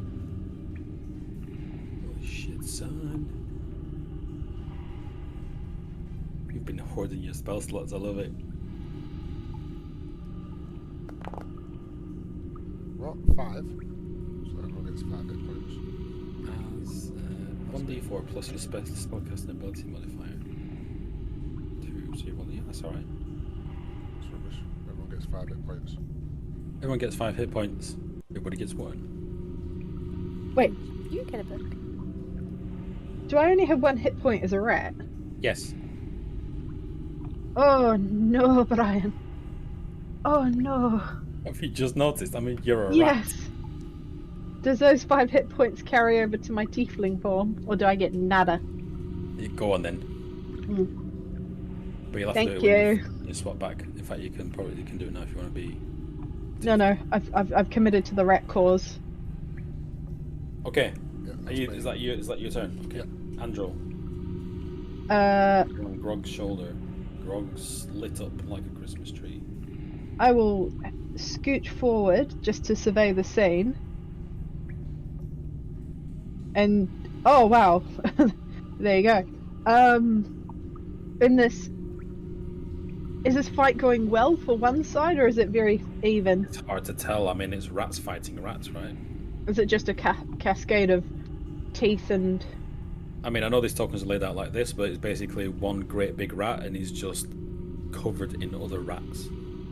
I'll shout out, "Keep fighting, my rat comrades! We'll be there! We're coming!" And I will use the last of my movement to insinuate that I'll jump up and down on the spot to say, "Next person coming by, pick me up," because rats can jump pretty high, as I found out the other day. Okay. They can. It's disgustingly high.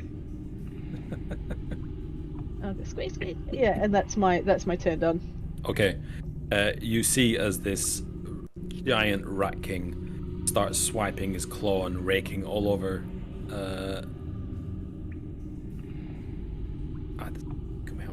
dice. Let's see. Claw. Attack. Roll. It's a nat 20. He swipes his arm in the air as probably about 20 rats go flying and smash into the wall and squish. But the fight continues. Grog. Okay, where's the Rat King? Someone ping it on the map. You It's can't up tell. there. Yeah, Around okay. Oh. 5, 10, 15, 20, 30, 40. Okay. 5, 10, 15, 20. Okay. I can go up to here and then up to here. As you pass here, where the construct blew the doors open, you starting to see the daylight peeking out from the other end here. Okay. And yeah, in front of you, you see this pit where it's like dried mud, and this Rat King is covered in rats as they're all biting at him, with little tiny rats scattered everywhere. Little Okay. blood splats. How far away is he? 5, 10, 15, 20, 30 foot? I could throw my battle axe 30 foot, couldn't I? Into him? Is this your fake magic battle axe that you've been carrying this whole time? No, the new battle axe one, the glass edge. The glass one? Yeah. That I've got out in my hand because I was carrying at him. Okay. I hate your face right now. I can see it's just evil. But can I throw that action to him? Of course. Okay, I'm gonna throw that action to him. I mean, this is D&D, you can do whatever you want. Yeah. yeah. Okay, no, I won't. I'll fucking smack him with it. I'll dash Have you up got to move? him. I'll Alright. dash up to him. Okay. Grog there spawning for a fight, but you've left Adam behind. Alright? Yep. I know I am. This Rat King is quite badly torn up by all these rats some of them are like eating into its flesh. Nifty, what would you like to do? I am running. Just checking. To the corner. Actually see what's going on. Ooh, there's the Rat King, and I will cast. If I can find my character sheet. It's pretty obvious who we're fighting. Eldritch Blast onto the chappie over here. Eldritch Blast. Oh! Just misses. Okay, that's all I've got. And I'm just going to stand there and twiddle my thumbs till it's my turn. Curses. Just misses. Give him some whiskers off. Go on, Giles.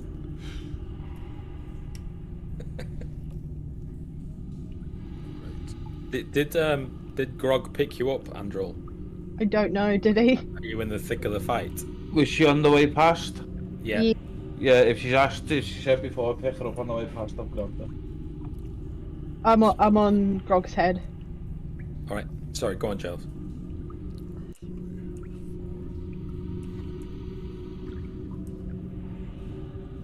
From here. No. I'm going to blunderbuss.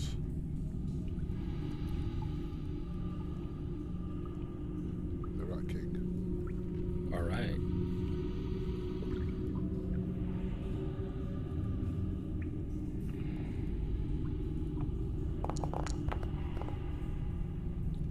Hit. That's a miss, I'm afraid. Even with all those pluses there.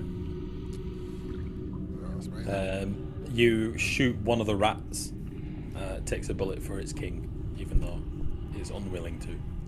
Sorry. Androl.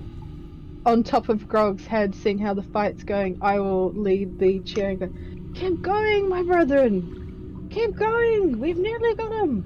Soon we will be free of his oppression! We will be so free to eat all the cheese we want!" I'll give a rouse. Go on. Oh, no, go on. I'm just giving a rousing speech to the rats. Give a performance. Let's see how this goes for you. Oh, Jesus Don't Christ. roll a 1. Big roll, Bless you. big roll, big roll. Don't roll a 1. A 9. So this rat king has got one eye left. Like one of the you can see a rat burrowing into its other eye, but it's one good eye. This green eye, as you start shouting this, just turns and focuses right on you. I'll look him dead in the eye, and I'll shout to the remaining rats, "Get the other eye! He will be blinded!" But first, it's his turn. Oh shit. Who's gonna? What are you saying? Oh shit, for he's gonna fucking end up hitting me because you're on my head. Yeah, I know. But you're tough. Only if you're rolling at 20. It's a targeted attack. He is Targeted attack. still to the rules of the game. Yeah. Here comes the nat 20. Shush you. Here comes a multi-attack. Oh, piss off. No. It's, Right, one With limited one. advantage. save me, Grog.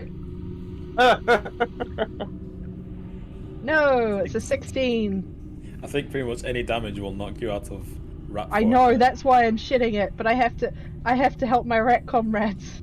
10 points, so 9 points spill over to your druid form, right? Yeah. Oh no, wait. You did a targeted attack. Yeah, it has to be nat 20. That Yeah, it has. That was to get Grog, Oh, that was to get Grog. as well as you.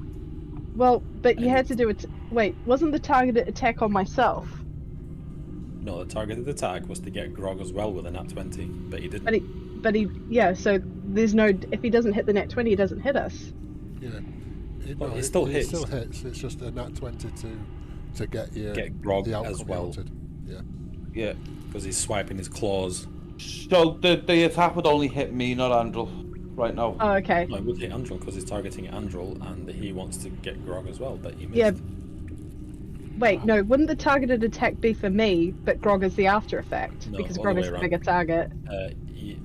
Yeah, this would hit me, not Andrew. You need a nat 20 to hit Andrew in rat form. Do you want me to hit Andrel? Do you want to hit Grog? You can do. Alright. This is gonna fucking hurt quite a lot more than it's gonna hurt the rat. Cheap. So you're back into rat form. And I have no Grog. vision.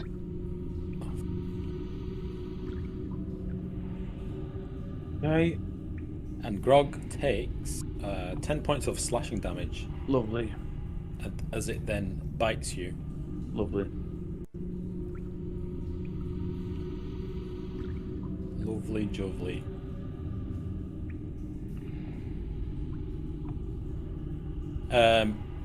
That axe that you picked up, did we say it's a battle axe?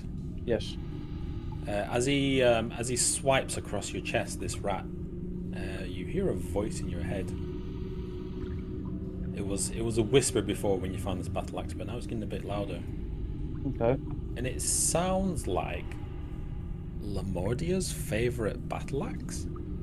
And this rat king bites you And misses. and misses.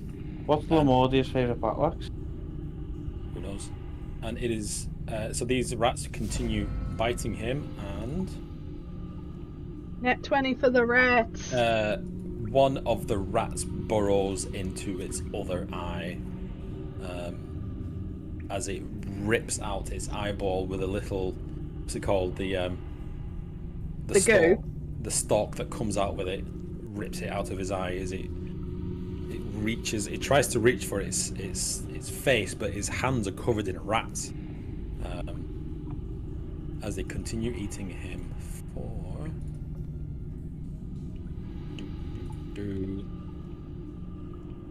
okay. Some of them are like burrowing into its stomach, some of them are like eating its feet. Nithy, these are hungry rats. Hungry rats. Hang on, let me target him first. Does a please don't be a 1. Ugh. Oh, 19 does a 19 hits. hit? Yay! Hell, that is some +4 +3 plus D4 for it. I don't know. Bless. I just rolled an Is attack. it bless? Wait, Oh, it is I'm blessed. not blessed. Or was it the But you bless inspiration? yourself when you bless. No. Oh, in that case, you should not have bless. Do I have bless? You can. Well, what was the D4? The D4 was... I mean, it still hits. It doesn't matter. Yeah, okay. I'll look for this as well. Yay. 6 damage. 6 damage. It's what's left of its bloody fair sets alight as this. Oh no, it's force damage. It's like he's just taken a gut punch into his spilling guts. Would you like to move? Do anything else? Bonus action? Apparently it's 2 beams. When Is you it? hit level 5. Yeah. But maybe it's 2 beams for 2 different people? Is it not 2 beams for a warlock? Spell creates more than 1 Yeah, beam it's two- when you it's two reach beams. higher levels. 2 beams at 5th level. Wait, But it there's must be... In that case, you roll it again. Yeah. Sarah, are you Can I warlock? target the same Sorry. character? No, I took a feat. Taking a Oh. sweat lord feat. Oh. Can I target the same creature twice then? Yeah. Okay. But you still have to roll the attack. Oh, okay. Attack first then? Maybe red damage? Maybe a worse attack. Oh, yeah. Wait. Okay. Sorry. You sure Fine. you want me to recant that attack if you want? No, fine. Shoot him. Roll and then damage. Oh, bloody hell. Was that a crit? Oh. Yeah, 12. with 2. 12 is how many hit points he has. Oh, Nice. kapow. As the second beam rips through him, what's left of its stomach, you're able to see all the way through to his spine and out the back, as it just falls into the mud. All the rats jumping off. Eating it. So they must be nice and replete and relaxed now. Yeah. All the rats turn to Andrel I shall run with down. reverence. I'll run down Grog. I'll say, "Brave rats, my long-tailed fellows, no longer will we fear the oppression. Feast, celebrate, grow the nest. I shall escort the long legs out of here." They all start chanting, "Leader, leader, leader." Everybody else just sees them like squeaking at Andrel, and as Andrel squeaks back, but they're squeaking, "Leader, leader." What do you do? My fine rats, we didn't kill one leader to have another. We are collective. We must do everything for the nest. We must help each rat as they grow. Together. We're an autonomous collective. Yeah, we're an autonomous collective. We shall grow I'll just continue on. We grow the beautiful nest. But you have done all hard work. And I'll point at the king. I'll just say, "Feast your heart's content." They all dive into him and just like disappear up his stomach, and like this hole that the Eldritch Blast left just disappear up, and eventually like you can see him like popping out of its mouth as it kind of lies there with his jaw slack. Some of them coming out with covered in blood as they begin to devour the king.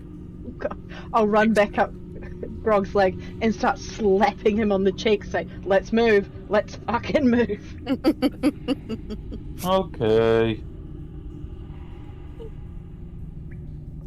Is that how you thought that was going to go, Peter? No, but that's even better. I had the sword me just see. in case ready. What way do you want to go? Because I can see a door over here. I can see a room over here. There's steps here. There's daylight peeking out from here. Don't know. Where do you want to go? Oh, is there a spear rat that's just munching on its own, or a spear? Yeah. I'll grab one of. There's the introvert. Just Yeah. He's just got a little finger and it's just like I'm quietly just sitting in the corner. eating Yeah, his I'll go. lunch. I'll go approach the introvert rat and I'll go, "My fine fellow, the long legs need help getting out of here, but I'm dizzy from the fight. Can you help us find a way to the surface world, where the other long-leggers dwell?" With a mouthful of food, it just points at this door. I'll just say, "Thank you, comrade. I shall leave you to your corner," and then run away. Is that this one here behind us? Yeah. I'll Open run. the door. Sit in the top corner. I'll run and I'll just start jumping up and down. Going, Okay. I'll put Andrew down. I'll go and What get are you doing Adam, with and I'll drag. I'm gonna go and get Adam and drag Adam out. The light, like in his two eyes, which were lit up before, are considerably dimmer. He's no longer speaking. And you drag him out. You come out in what appears to be some kind of cellar in a building. Can we hear anything from the above? Is there any like From this cellar? No. No, I mean What's in the cellar? from above, like above the grates and that. Is the airship still bombarding the ground, or were they just specifically aiming for us? You can't hear anything from this cellar. There's definitely the ground's not shaking or anything. You hear what you can hear is bells. What's in the cellar? Barrels mainly. It's pretty stinky down here. Not very hygienic.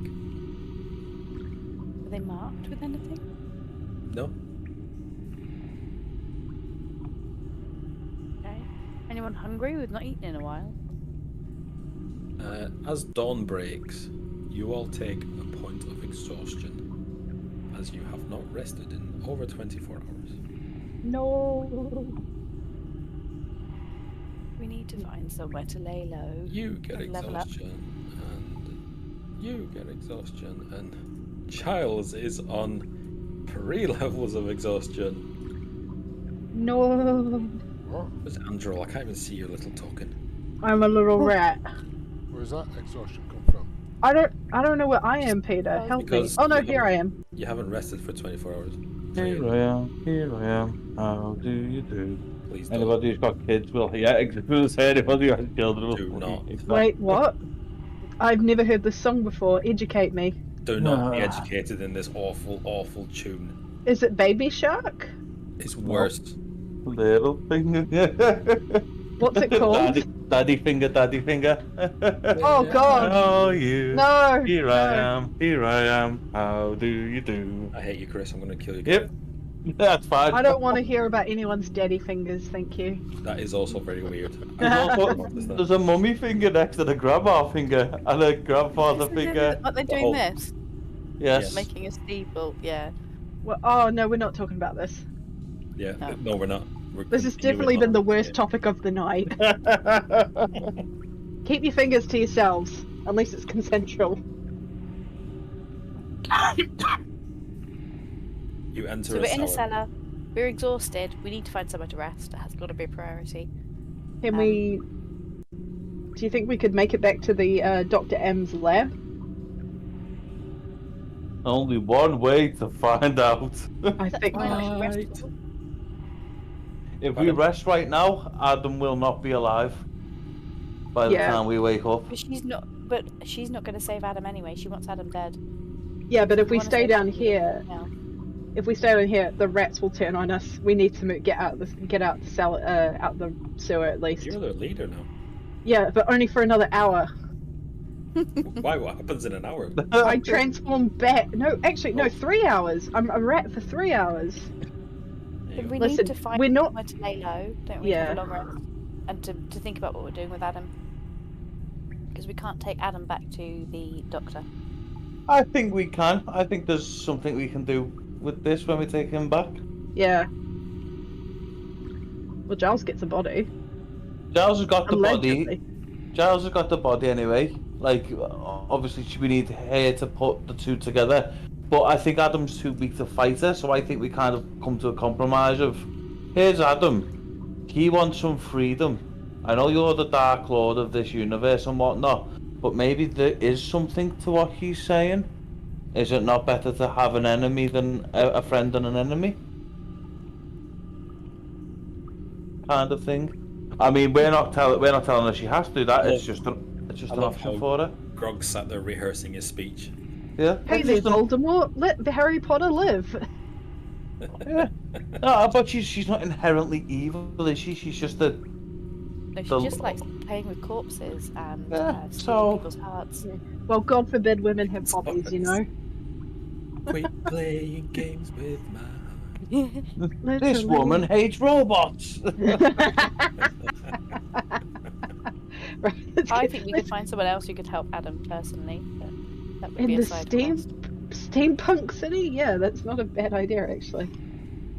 Anyway, but anyway, as this goes on, Rat Andrew's like squeaking, going. I don't know what noise this rat makes. Keep moving. Get out the cellar. Find somewhere to rest. Let's make it like Fred Durst and just keep rolling.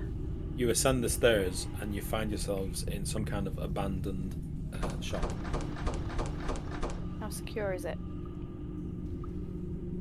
How many? Has it got doors? Has As it you got? can tell from the clicking that you're doing, it's very secure. No, I'm not clicking anything. Someone's clicking. It's me. I can't. I've not moved. I can't see anything. Can't put a door there. It's theatre of the mind now. Don't worry about the map anymore. Okay. What was the question again? How secure is it? Is it suitable for a long rest? I mean, it's a locked shop. You try the door, it is locked, but it does have a nice, great big window. Are there curtains or any sort of rags? So, I mean, it's the shop window. What can you see out the window? You see your little friend, Bob, whoever, surrounded by a group of people in top hats.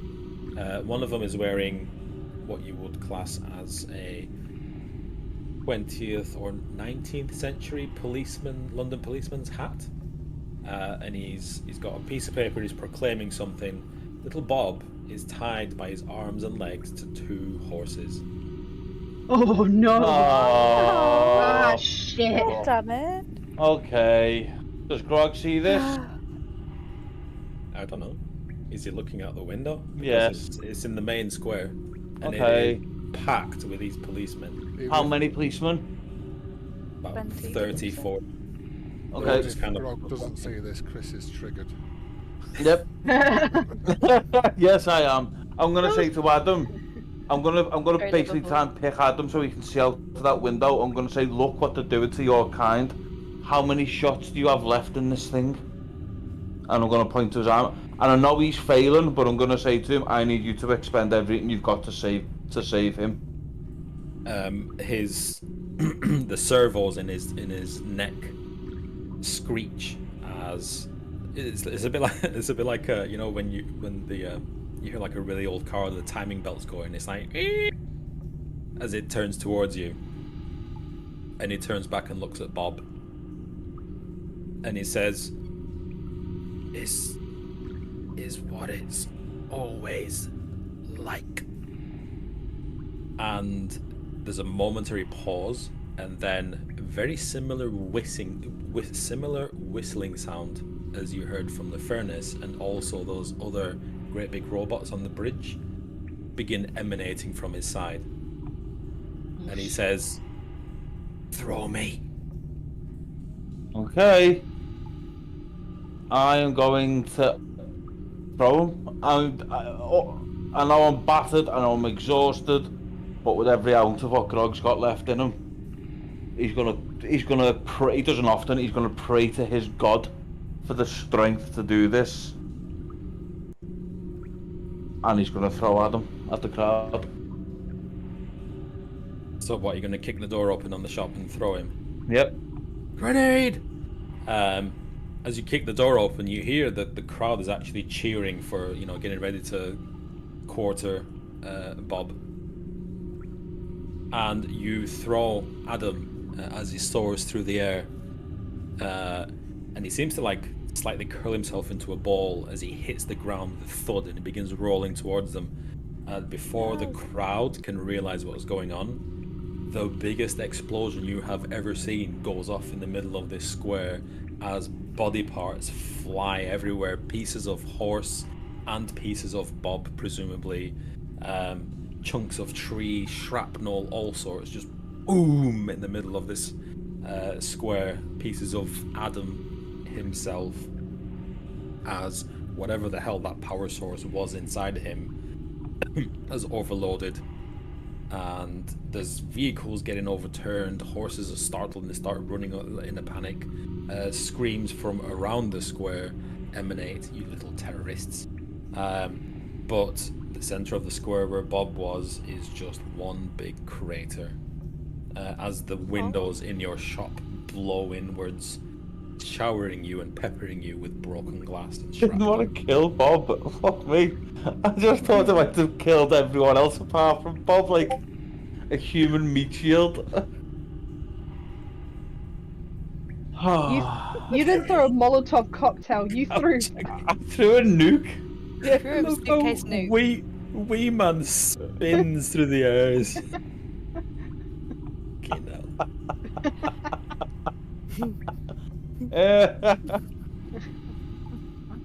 Okay. Can I go pick the pieces of Bob up? There's not much left, Chris. I'll be honest with you. Okay.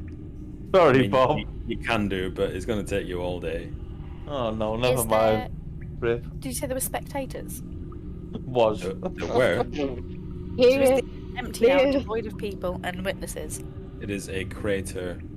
There's chaos on the streets. Can we join the Panic in chaos the streets and of find some London. light? As you hear a familiar whirring sound coming from somewhere above. We need to get in that crowd and blend in. What is it? People in the Blend crowd? in. Is it two Goliaths, Goliath? a skeleton, and a rat? Well, the rat will be alright. Are gonna Yeah. blend into a crowd full of top And a hats. skeleton. Grog just walk around with a monocle on. Good day. yeah. To be fair, I could act as like a moustache for Grog if I curl it on my tail. Fucking goatee. Soul patch. Necklace. Oh, your goatee looks so nice. There is meat bags, isn't there? They called us meat bags. So there's meat bags as well as We're not automatons. dressed for the. You're fucking this place up so bad. Oh fucking hell! We've got said to. it. We can't stay where we are. We just said it to the IRA. Fuck me. Fucking hell! Okay. I it- vote for running with the crowd. Yeah. Why not? Okay. I mean, are you all leaving the shop? We're gonna have to. Like As you enter what was left of the square, you can see right up ahead is a great big skyscraper with like electrical arcs just starting at the bottom, kind of fizzing upwards to the top. And when they reach the very top, they seem to arc into the clouds as the blizzard continues. We don't have to Oh. worry about Adam anymore. So I suggest we get to the tower. Yeah, let's get to the tower. that's the blizzard machine. Might trip over a cable or two on the way out, but Yeah. Okay. The airship is just firing random shots into various places, but none of them are anywhere near you. Are you heading for the skyscraper? Just fucking leg it. Wait, is that Dr. Mordenheim's lab? That's where we need to go to. Is the skyscraper where their lab's located, did she say? Yeah. Told us? Yeah, okay. Well, that's where we're going then.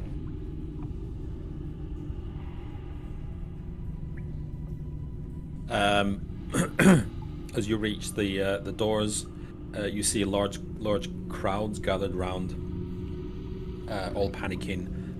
The guards at the door are very similar mechanical guards to the ones that you saw at the factory. she's expecting us. We're invited, so just go up and tell them who we are and Do you know That's what who she I says. am? politely, with humility, Grog turns up in his monocle. Good day, sirs. Oh, good day. with his rat moustache. Spiffing! Nigel Thornberry, Grog Thornberry here.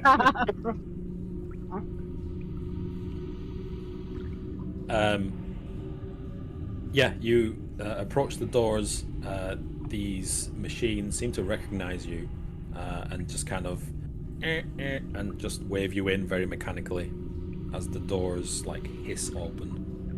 Great big metal doors. You enter the lobby. Everything is actually like outside. It was pretty shitty outside, really.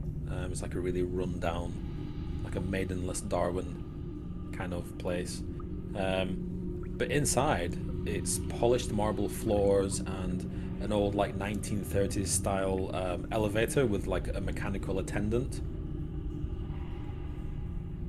Is there a bed? That's what we need. Sorry? Just looking for a bed right now. In the game or real life? Oh well. What would you like to do? Go for a Ride that wee. motherfucker, yeah. You can either lie down on this marble floor. No. We'll go and get invited in. I'm expecting a bit of cordial behaviour. So. Okay. Are you heading up? Mm-hmm. Yeah. If there's nothing else. The attendant stands there, and he says, "Floor." Dr. Mordenheim's lab, please. He just pushes the. He pushes. Is that you texting? Within the role players chat. You will laugh. He pushes the lever all the way to the end, when it says Dr. M on it, and this lift. I mean, this metal box that you're standing in ascends up and up and up for ages as the little attendant stands there in like an awkward silence, just staring at you. Do we have elevator music? Yes. Isn't that Giles's job? It's Enya. I like to think of it as the one from The Hangover. I could seal time in a bottle. It is actually the popcorn song. What the hell's the popcorn song? That's too cheery for elevator music. Yeah, but once you hear it, you'll hear like the machine within. The machine that's on the spacer? Unhear it. Maybe I'm repeating your head for 3 days. I'm looking at it, hang on. I think it actually lasts 3 days, to be honest, so it will be good.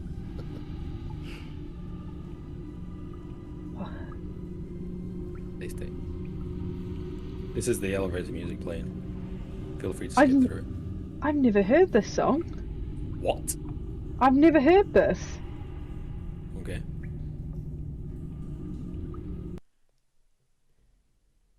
Nope, never heard it. Anyway. The lift begins to ascend. It's not very fast. Is there anything you want to talk about? Yeah. what Chris has put. Just. Wait, focus. Didn't Giles have something to tell me? Which, Peter? The from Hangover. Yeah, that's what I feel like we're up. That's what I feel like we're at now. how long's it been since we got to the tower? Like, how long has the whole like rat to explosion to tower to elevator happened? 10 minutes. Oh, okay, never mind. Oh, so maybe. I love that. Rat Andrew is just like curled up on the top of Grog's head and looks a bit like a shit toupee. The attendant stares at the rat. Yeah, Giles does have something to tell Neithy about his dream, the White Rabbit. Neithy, I had a dream about you. When I don't know what happened downstairs, I must have fell asleep again. I keep falling asleep like that.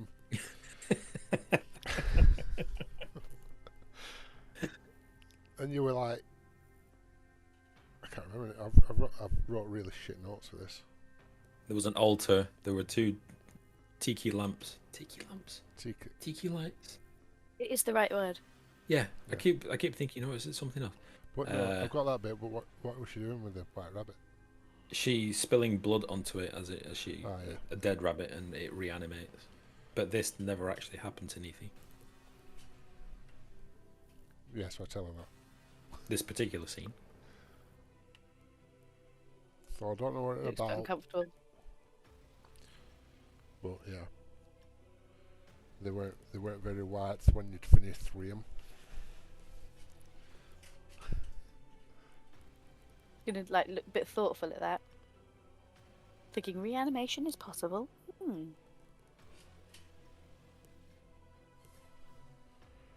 How slow is the lift? Wait till it stands really awkwardly in this lift. They really Come leave you on, get come tired falling on. asleep. With a bing, you reach the top floor. As there is another lobby, another grand lobby in front of you, and 2 double doors straight on. And also to the side, there's like toilets. Does this woman not have a receptionist or an assistant? It's just robots everywhere. I think we should look at the attendant and go, Wardenheim? And like just go, or no one's going to stop us, so let's just go for it. He says, "That way, please," and he points to the double doors. Thank you. The very low bow. The rat holds on to Grog's head as it's like Scrabbles around to some scratches, little back legs going. And then as Grog turns away, do I still spot the elevator attendant looking at the rat? He's stood there. He's got his hand on the lever, but he's not moving. He's just staring at the rat.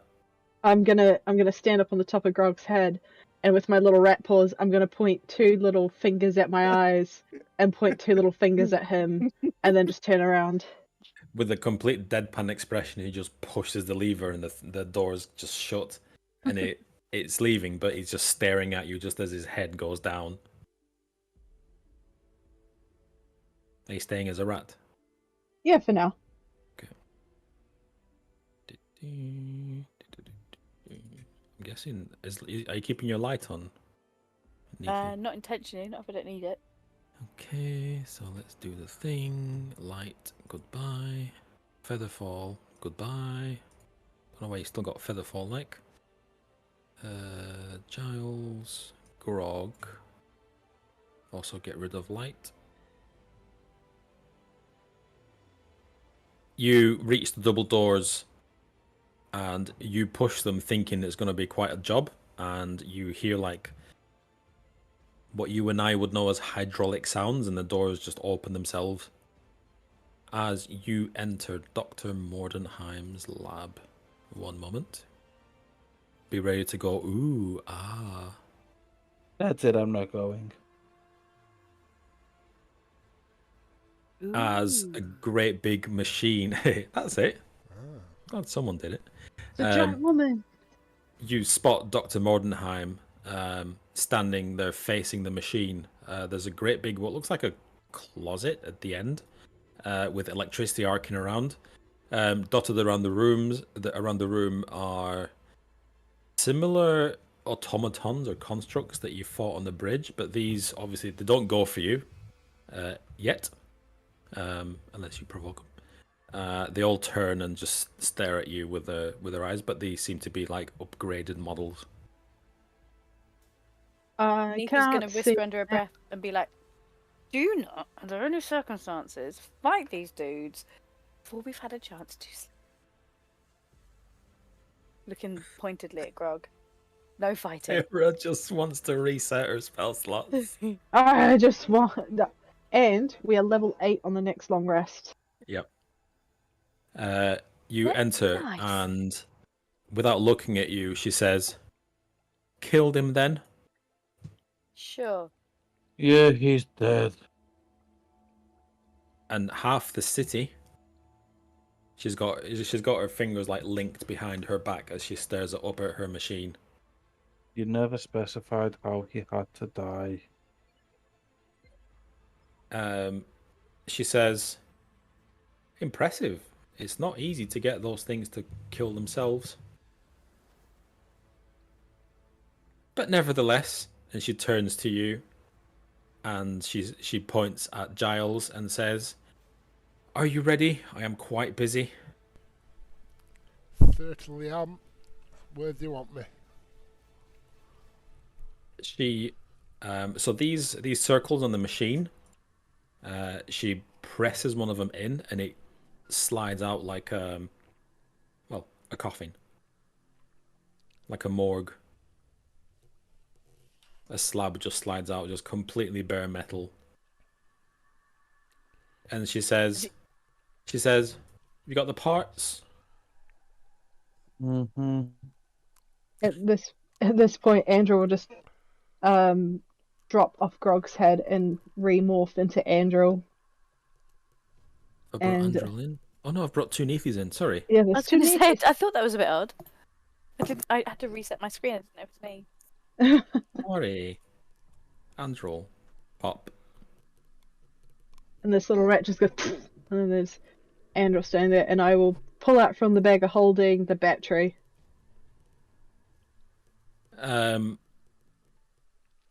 She says, no, that won't do. It's the old model. I've got my own.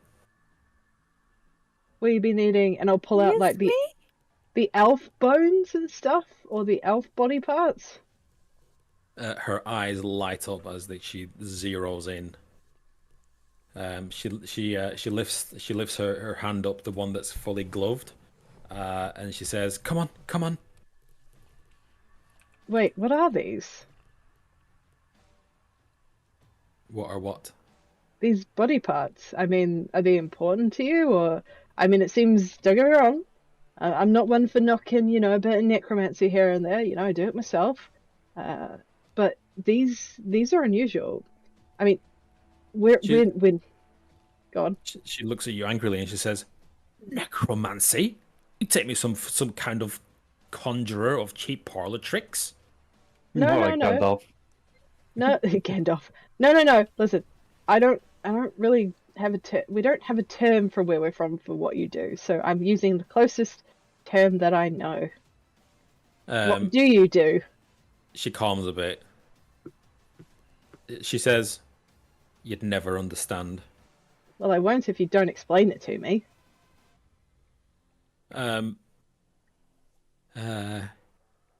Yes, it is necromancy. I'll speak in terms you can understand. I create, I bring things to life. At what cost? Nethi speaks out from the back. At what cost? No cost. No consequential cost. Bullshit. In the nicest possible way, with the greatest respect. Why would you want a long rest or not? I do, but I also want to make sure my friend isn't just going to turn into a mindless automaton. She says, my barbaric little friend. She's talking down to you now, if you hadn't noticed. She says, the perfect form and mind don't exist unless I create them in here. But why would you let that walk out of your lab? Because it's an achievement. I don't expect you to understand these things. So you'll create this, and then you'll find something better to achieve? Always. Neith can understand that. I'll just give her the body parts. I'm tired of her. I listen. I'm queen of the. I'm leader of the rats in the sewer now. I don't need this shit.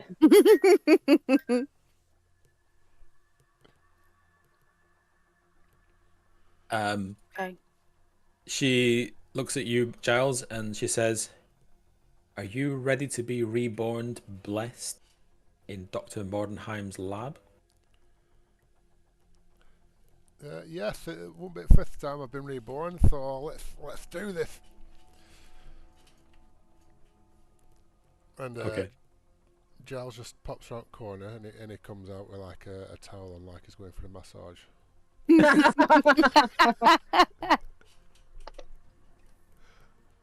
I like lavender, not sandalwood, please. She says, she laughs and she says, "Oh, that's funny. Where you're going, you're not going to need clothes." Wait, what? And she grins at you wickedly. Are you giving her the body parts? The mechanical parts? I mean, yeah, at this point, what are we going to do about it?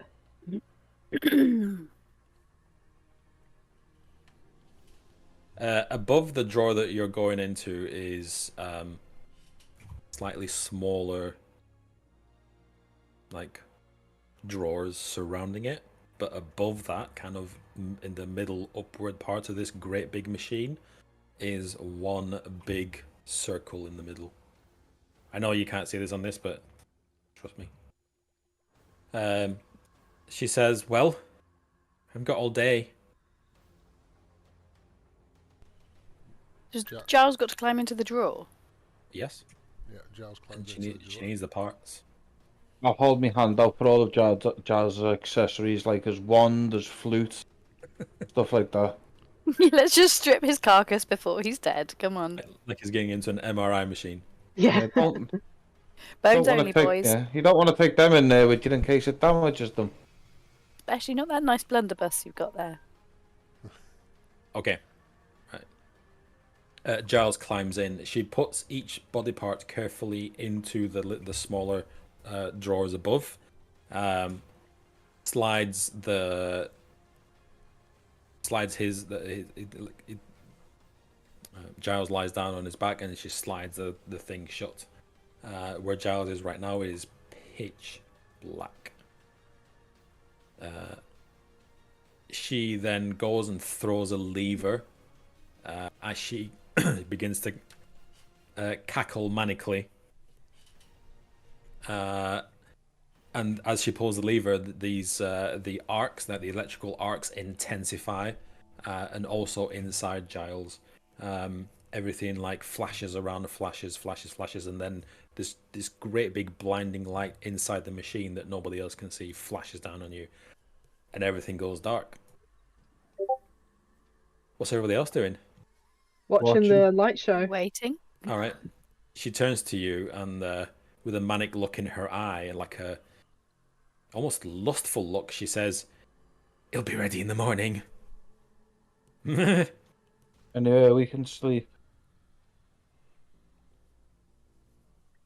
She says, "Oh, yes, of course. You can have my top guest suites, one floor down. Your friend will have to stay with me tonight." There's no chance Neathy's leaving. Exhausted on that. I'm gonna look at Neathy and gonna go, we can't do nothing now. We're tired. We'll be level 8 in the morning. I'm gonna say, there's nothing we can do. We're not in any fit state. Oh, and then I'm gonna turn around and say to the doctor, "Did you manage to fix the clock bot that you said I could have?" She says, "Oh, no, I needed the spare parts. Sorry." Oh. If you can put hand on Grog's shoulder just to kind of like wait. Oh. I've Can I have one of them? I'm gonna point to the big ones next to her. But one of the big ones just like stares at her like, if he could speak, he'd say, "I protest. I will not go with that." And she puts one hand up like this and she says, "No, not these." What about the little guys that point to the ones on the stairs? She says, "I'm not going to lie to you. You're testing my patience right now. I'm giving your friend back." Okay. Sorry to be a pain. What about the old the extra tenant in the in like Tapperhead? Anything we can do about that right now, or What's that? the mind intellect devourer that I'm having a internal fight with? She says, "Oh, yes, I almost forgot about that. Silly me. Come here," and she like beckons you. You'd have a much better than I just get closer. You know, a smile is always appreciated, but maybe less teeth in the smile. It's you'll look so much more approachable about that. She's got some remarkably good teeth, like even for your world. Most of the people that you hang around with have got yellow teeth. Hers are like brilliant white. She brushes with Colgate for sure. Where can I get that toothpaste? I'll approach her. And then you notice she's got one hand behind her back and she says, "Arm," and she holds out her gloved hand. I'll look at it, I'll give it and go, will you at least give me a countdown? Are you putting your arm out? Yeah. She grabs it. She grabs you by the wrist, and she stabs a needle full of green fluid into your arm. It hurts like fuck. As she does it, I was like, oh, I asked for a countdown. I asked nicely. I used my manners. She says, "I'll let you count down. Count down from 10." I'll look at her, and as the sort of pain brings out the more tiefling nature, like the eyes turn pitch black, and the sort of teeth of it, and then it's a sort of like gritted teeth.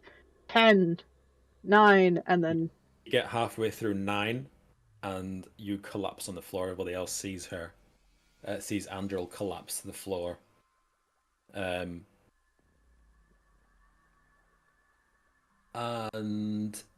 she begins convulsing. No. As Dr. Mordenheim stands over with an empty like syringe, laughing, saying, "I didn't think it was gonna be this easy." We're like, what have you done? This dude here steps forward, and from a cavity in its chest, pulls out some kind of big glass tube. Hands it to Dr. Bornheim. She gets this glass tube and she just stands over Andrel as she convulses. I think we both, Grog and I, would run forward at that. I'm gonna put a hand out to Neaty because I've seen what she done to her in the car to help her by sticking the needle into her eye. And I'm gonna let out a low growl and I'm gonna say this better work. Who are you saying that to? Just in general. Is Neethi running forward? She tried, but Grog has stopped her. I've just stopped her to put my arm out. As Neethi steps forward, so does this guy as well. And Andrel begins convulsing. Can I have a D100, Andrel? No. Let's see if you survive this. Oh, god damn it. Hi! 60. You begin convulsing uncontrollably. You are fully aware of everything that's going on. It's grim. The pain rakes you up and down, but it is centered in your head. It's like 200 migraines all hitting you at once, as you also get this horrible sick feeling. And as this happens, Dr. Bornheim comes closer with this jar, and out pops the Intellect Devourer.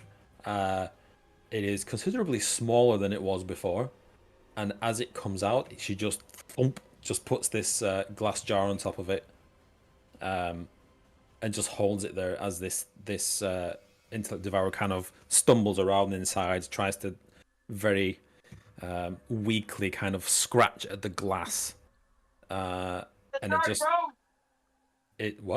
it just falls over, and she just scoops it up, closes the lid, goes over to the machine, opens a different compartment, and pushes it in with a thump. You know, like the those what's it called? With the pipes, and this used to send messages through the pipes. Yeah, I know what you mean. The thump. The mailroom tubes things. That's the one. Yeah, mailroom tubes. Yeah. And she dusts her hands off, and says, "You can drag her back to the room. She'll probably be okay. Maybe." Neethi will run forward then and try and drag her back. Be like, Andrea. She says, "One floor down, just follow the attendant. See you in the morning." And she like very creepily just waves at you with her gloved hand. I'm gonna wave back but this type of wave. Just Grog's that tired. He's just going a bit loopy and so she's gonna go back to her.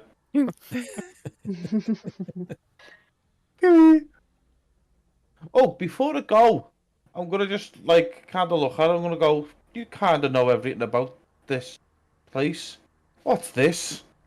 And I'm just going to show her the axe, the battle axe. She says, looks like it's another primitive weapon to me. There was a voice talking in my head Mm-hmm. when I held it. That's not normal for... Rapidly losing interest. Okay, that's not normal. All I'm saying is it's not normal for us. Okay. Never mind. Good night. Take it. Go. I'm just going to turn and leave. What's Nathan doing? Just I went up to Andrel. Andrel's passed Make sure out. she's... Yeah, so I'm going to drag Andrel. Okay. She's got me by the tail, Her dragging over. me Make along sure the she's still got a floor. pulse. Are you like just grabbing her by the arm and pulling her back? Well, I'm can- going to try, but... You can I mean, carry it. someone You're else still, can carry it. you're still a Yeah, you- Goliath. You still count as one thing Yeah. larger for Yeah, carrying and stuff. Carrier. Yeah. No, she's easy to she's easy to carry, but as you look at Dr. Mordenheim, her eyes are fixed on you now, Neethi. She just watches you as you pull her as you pick her up and take her out of the room. He's doesn't just take going to her give her a eyes off hard you. look, like I'm trusting you with my friend, and then leave. Okay.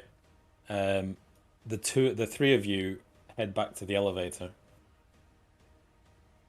and the attendant's already waiting there, just staring at Andrel's limp body.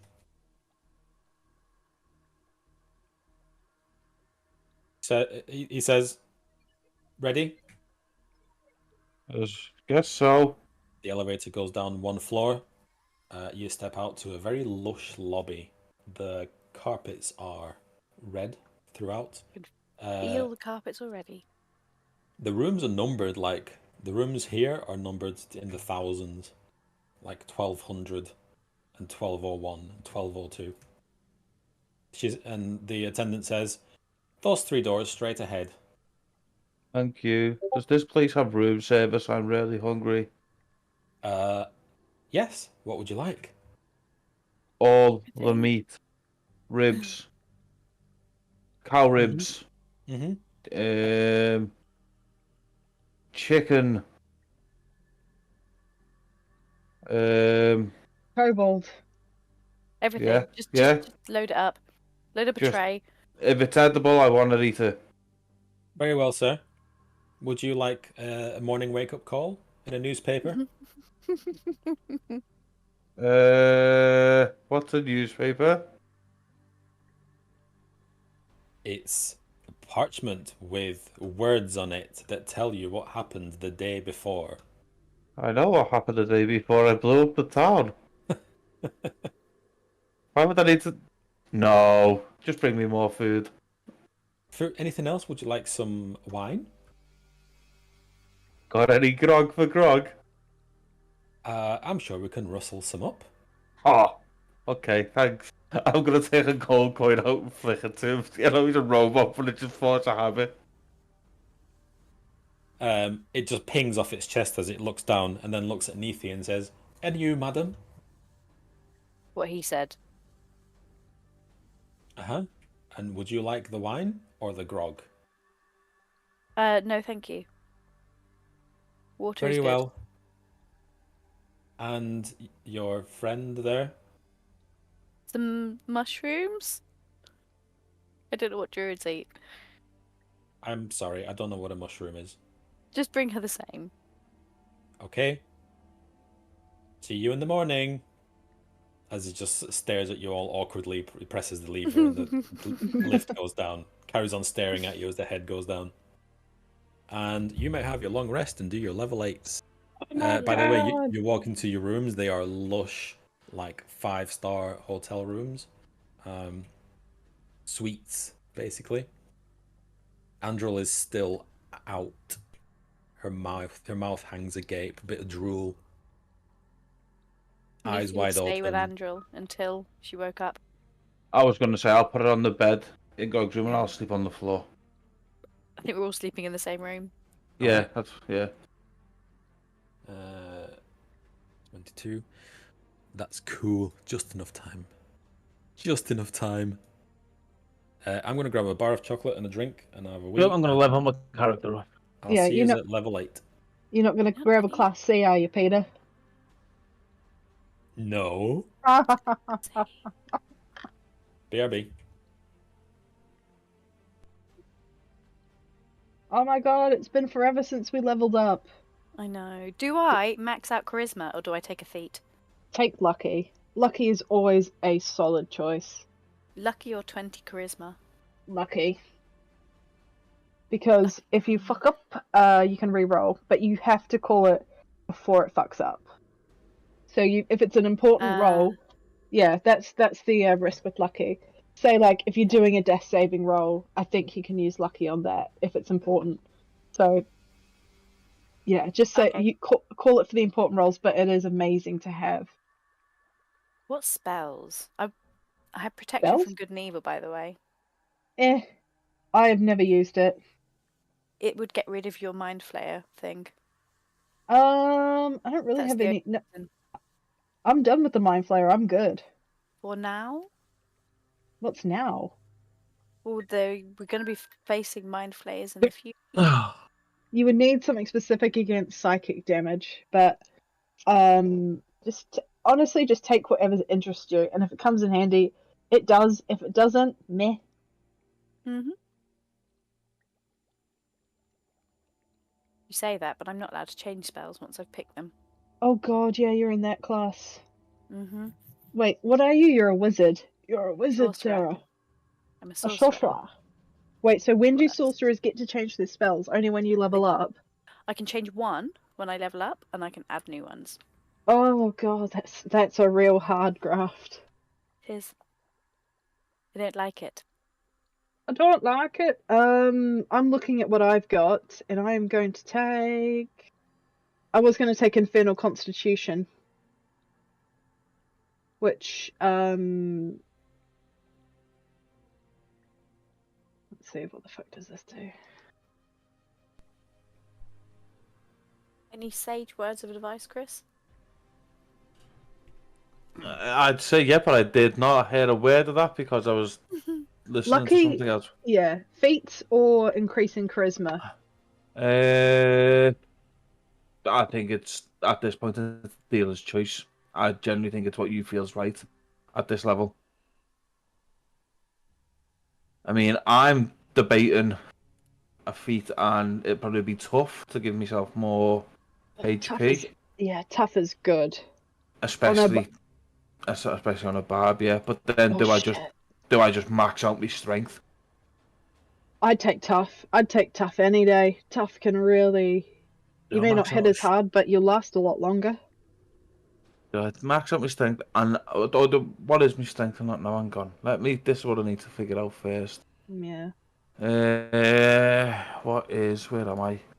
My strength. So if I increased my strength by 1, it'd actually go up to 18, which would give me the next plus, and my con wouldn't go up, but neither would my dex. If I put it up by 1, I'd have to put them up by 2 for the next one to go up. Okay. I want to hear your opinions on Infernal Constitution. So it's unique to tieflings. So it increases my con store, which means my health would rise, and I have resistance to cold and poison damage, and I have advantage on saving throws against being poisoned. And I quite like that. Yeah. That's not bad. How often have we come across poison? In the Underdark, fairly often. Drows use poison arrows. Yes, which they use to shoot all the dwarves who do them. I didn't think about that, but I liked Infernal Constitution because it just adds more resistances and a con save. I'll slot it. I'm taking that. Do I get more spells as well? Level 8 for a druid in the Spore Path is a bit odd. I think purely because it's just an underplayed class. Because everyone goes, Moon Druid! Yeah. What chocolate did you get, Peter? I have to know. Kit Kat. Yeah. Tum-tums? What? Yeah. What's a tum? Tim Tams. Oh, Tim Tams. I thought you said a tum-tums, and I was like... I did say a tum-tums, but I meant a Tim Tams. I just couldn't remember. Tim Tams are good. I hate chill touch, by the way. It is neither chill or a touch No spell. touch. No touchy, and it's necromancy damage, and I do not like it. Oh no, I know what I'm taking. I'm going to take the Sentinel feat. Oh, Sentinel's What's amazing. Peter's face. Oh, Sentinel! So bringing this back to Baldur's Gate, I put Hate you, Chris. Sentinel on the Barbarian. Holy shit, that spell, Yeah. that feat is so good. Sentinel's sick. Basically, But- Sarah. Yeah, but what is if you Sentinel? What does it do? Sentinel means that if Chris is within 5 feet of an enemy that attacks another enemy, he gets to hit that enemy free of charge. Yep. But if there is another character with Sentinel, with the Sentinel feat, and they are within range with each other, it cancels each other out. So you can't have 2 people with Sentinels getting 2 free attacks.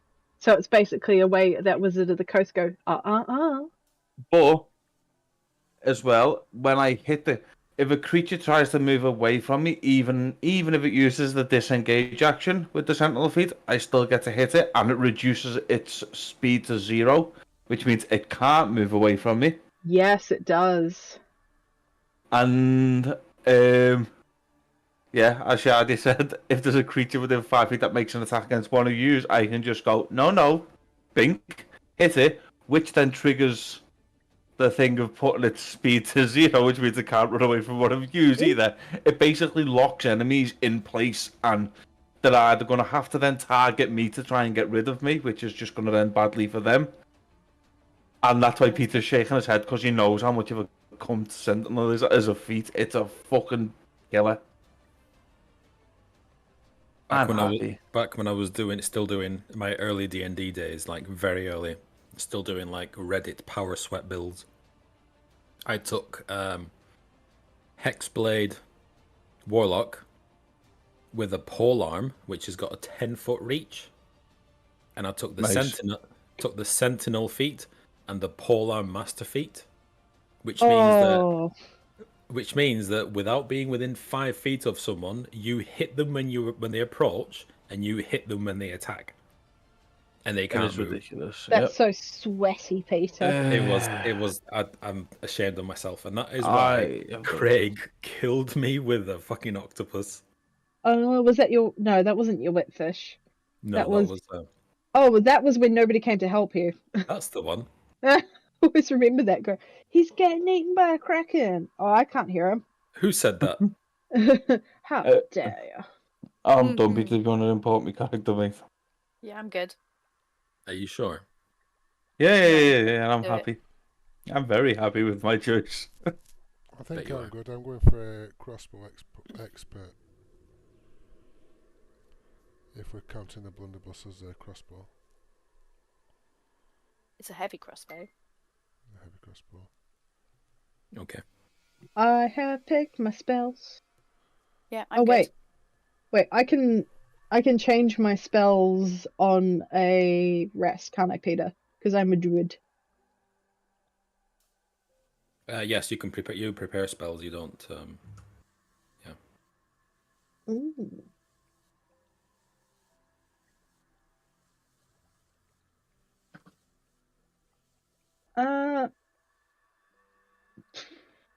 I'm good.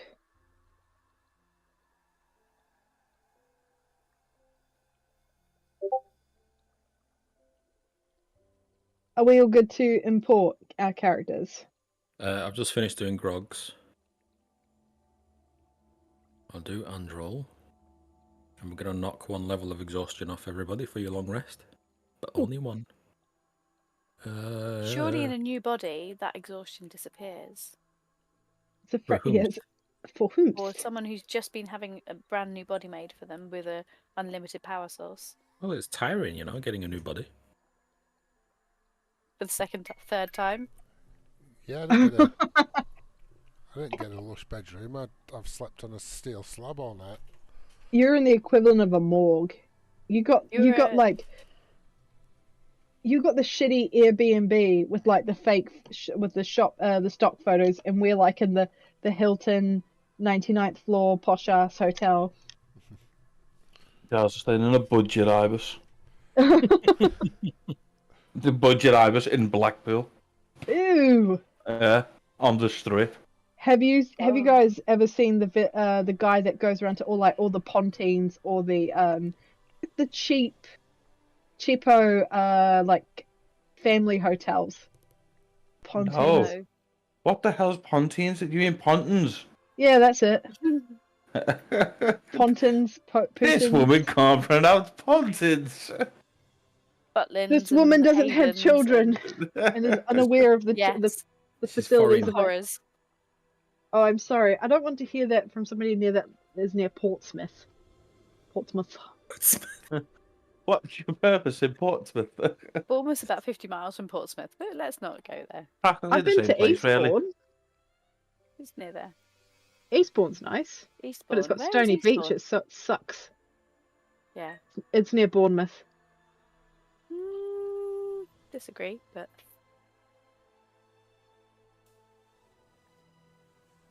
That way you're probably originally saying of Bournemouth. Eastbourne is not near Bournemouth. Eastbourne is very far from Bournemouth.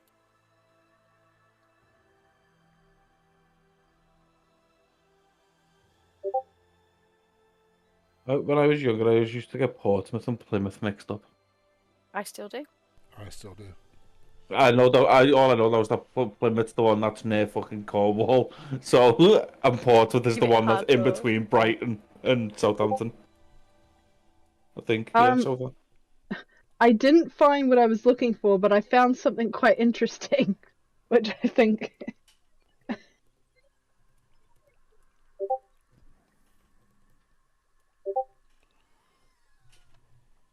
So somebody was pissed off in Liverpool that day and had access. Oh, no. I have been tempted a few times. Okay, so the story behind this is they didn't pay the wages for the workers when it was getting built. So the guy basically said, "Fuck you if you aren't," because it was I'm sure it was just after lockdown or something, or just before lockdown. And so he took the mini digger and just drove it through. He was a cult hero in Liverpool because it was basically a fuck you for not paying the wages. And everybody in Liverpool, people in Liverpool were donating for his legal fees and everything, going well done and all that, and they got him like one of the best solicitors. That's awesome. Nice. Fucking like. It was. Everyone was like, well done, lad, for like standing up to the fucking corporations who weren't paying you. And he caused hundreds of thousands of pounds worth of damage. It was Good bosh. on him. Well, if they paid him, he wouldn't do it. Sorry to derail. I have to ask this. So nobody buys the Sun in Liverpool, do they, Chris? Because of No, fuck the Sun. yeah, don't no, even fuck say that. that. Don't even say the name. No. I fuck that newspaper in particular because they are disgusting. Fuck the Sun. Fuck 'em.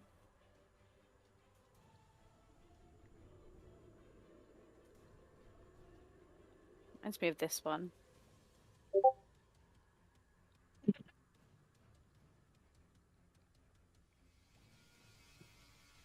Dylan, can I import you?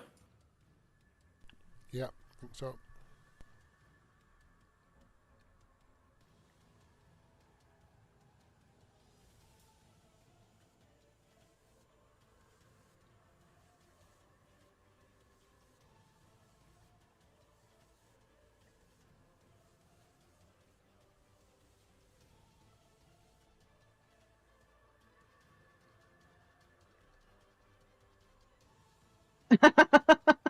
Are you watching this? Oh, that's got it. That's not even proper cow shit. It's slurry, so it's gonna stink. Really bad. 8 tons. We've all wanted to do that, I think.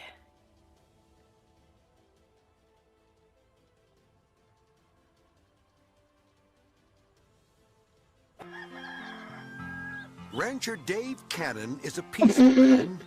He When sprayed the the city wrong council building. vetoed his building permit, he decided to get revenge. Did he then go and spray the right one? I'm a That's what real I've- nice chap, really. But people keeps coming down. Yeah, let's the go road back and get more picking cow on shit me. first.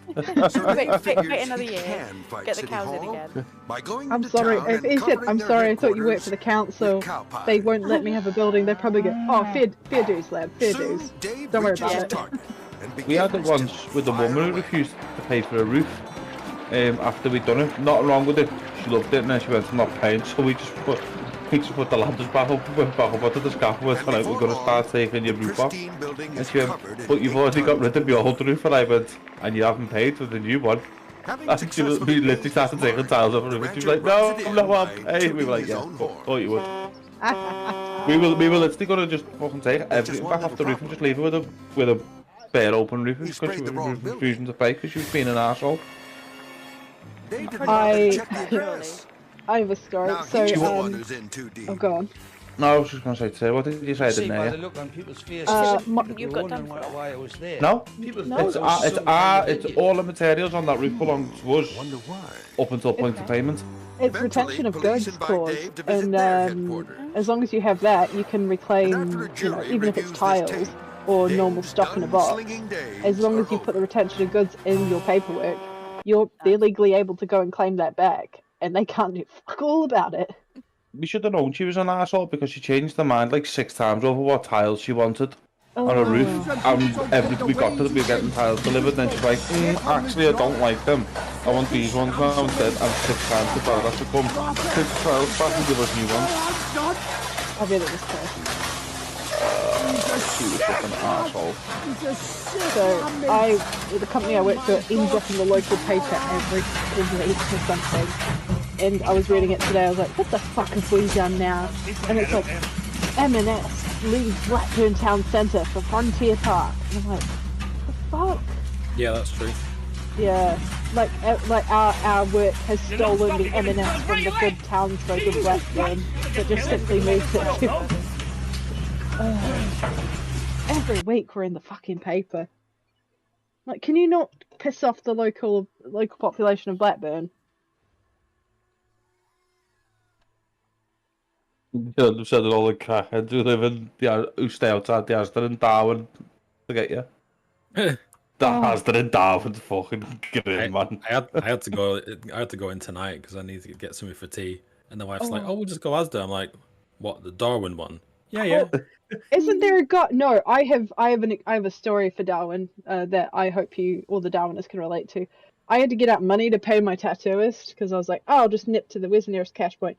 Oh, it's at the Asda, but you need to watch out for the fat guy that yells at people. And I was like, what?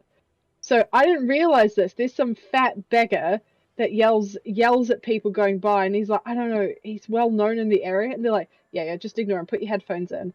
And as I was going by, he was like, you're all right, love. And I'm like, oh God, just fucking ignore you. Got my money. And then as I was walking back out, I forgot to put my headphones in. He yells, I got arrested for making a bomb once. And I was like, oh, for fuck's sake. I told Craig to stop admitting he's doing that to people.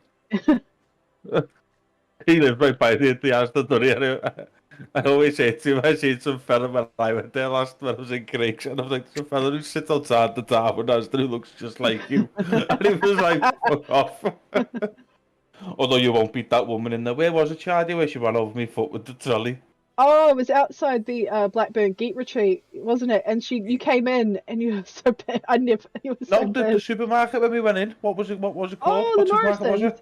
Morrison's, yeah. Yeah, the Morrison's is full of assholes. Yeah, twice it happened. Yeah, she ran. No, the first time was an old man just running over your foot, and he was just like, "Fuck off!" And then the woman just ran over you with her trolley. I was like, "Am I not here? I'm not like, oh, I no." To be fair, Chris, if you fought Blackburn, you'd win. They're no match for a Scouser. Just on my own in the middle of the Morrison, just fucking leathering people. Fight you all. And I'll go, yeah, get him, Chris, from a distance. You can do it. You can do it. This guy hates people from Blackburn. Oh God. Isn't there a good football match on tomorrow? Liverpool, Man City. Yeah. 12:30 kickoff. My plan was to go to the pub and get pissed and watch it at 12:30 in the afternoon.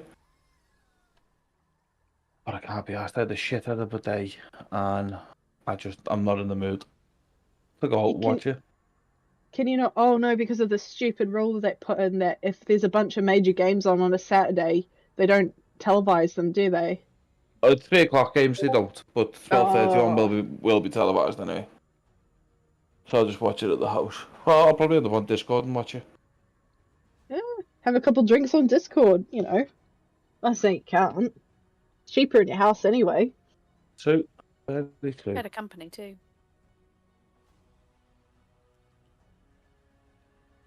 Aye, A and lot. if I went out, I'd want to smoke. And I mean, I have had the odd cigarette lately, but I haven't smoked properly since Halloween, so nearly a month. Hey, Oh. well done. Is that just cold turkey? Well done. Mm-hmm. Nah, keep it going. Keep it going.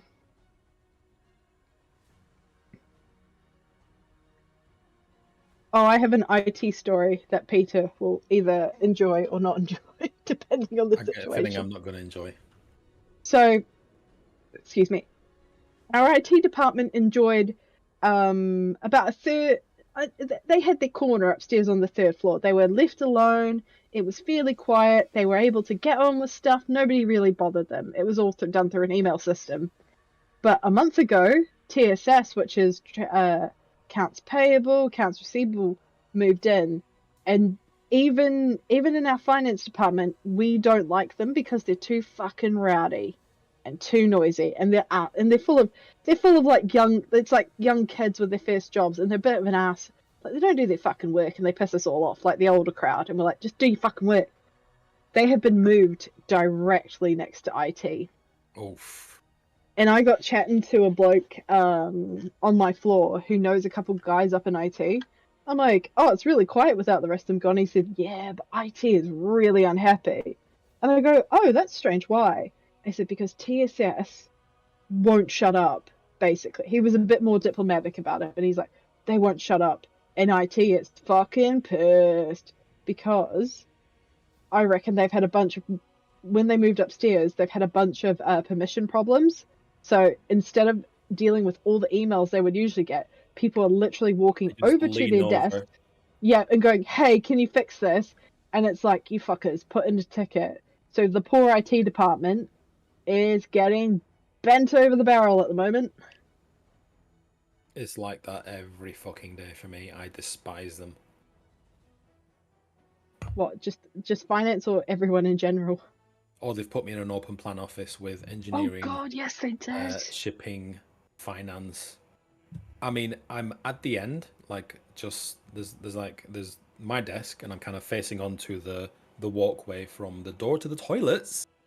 Oh no. To the back of the building where finance is. So anybody going to the toilet just looks at me, and I just keep my earphones in like all the time.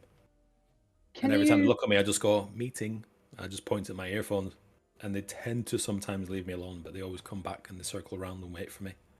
Can you not bring in a partition and just put it right in front of your desk? Nope. Damn it. Because then it would look weird. Like, where's this wall come from? Why is there a desk at the bottom of it? This guy hates his office. Yeah. Your microphone's changed to something else, by the way. It hasn't. Right. I've just taken it off. Oh. I was just saying you need big over ears. I was regaling. Are you wearing a Christmas jumper? No. Alright. It looks Christmassy. Alright. It does look Oh, Christmassy. not to knock Christmas. Oh, also, I found out my work doesn't have a Christmas do, and I'm fucking ecstatic about it. I'm like, Great, yes, innit? I don't have to fucking go anywhere. I can be left alone. My work has one, but it's down in Portishead in Bristol. Oh, I am no. not going there. You don't want to go Mine's see the in- farmers? No. Mine's in Manchester at Freight Island. Is that a nice restaurant? No. I don't like I'm not Christmas paying, so I dinners. don't care. If I can get like 5 Christmas dinners in before Christmas, I'm on a.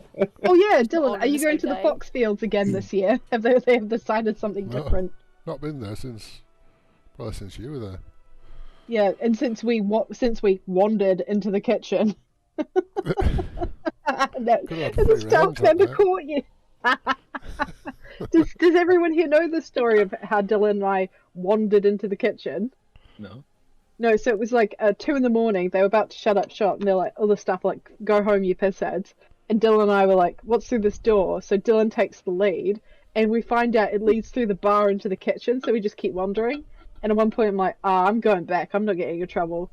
And then I went to the loo, came back, and Dylan was there, and I'm like, "What happened?" And He said a member of staff caught him, and he said, "I'm like, what did you say?" He said, "I was trying to. I said I was trying to find the toilet, and I got lost. Could you help me, please?"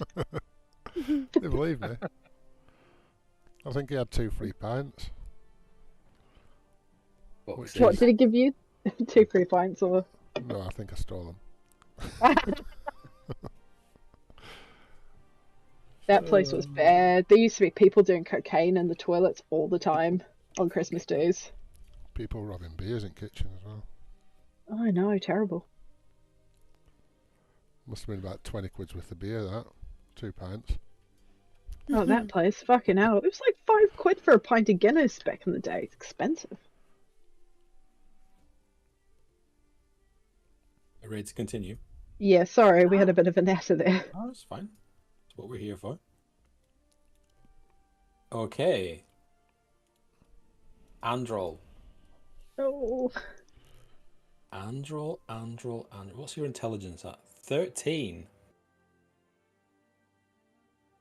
Roll me a D100.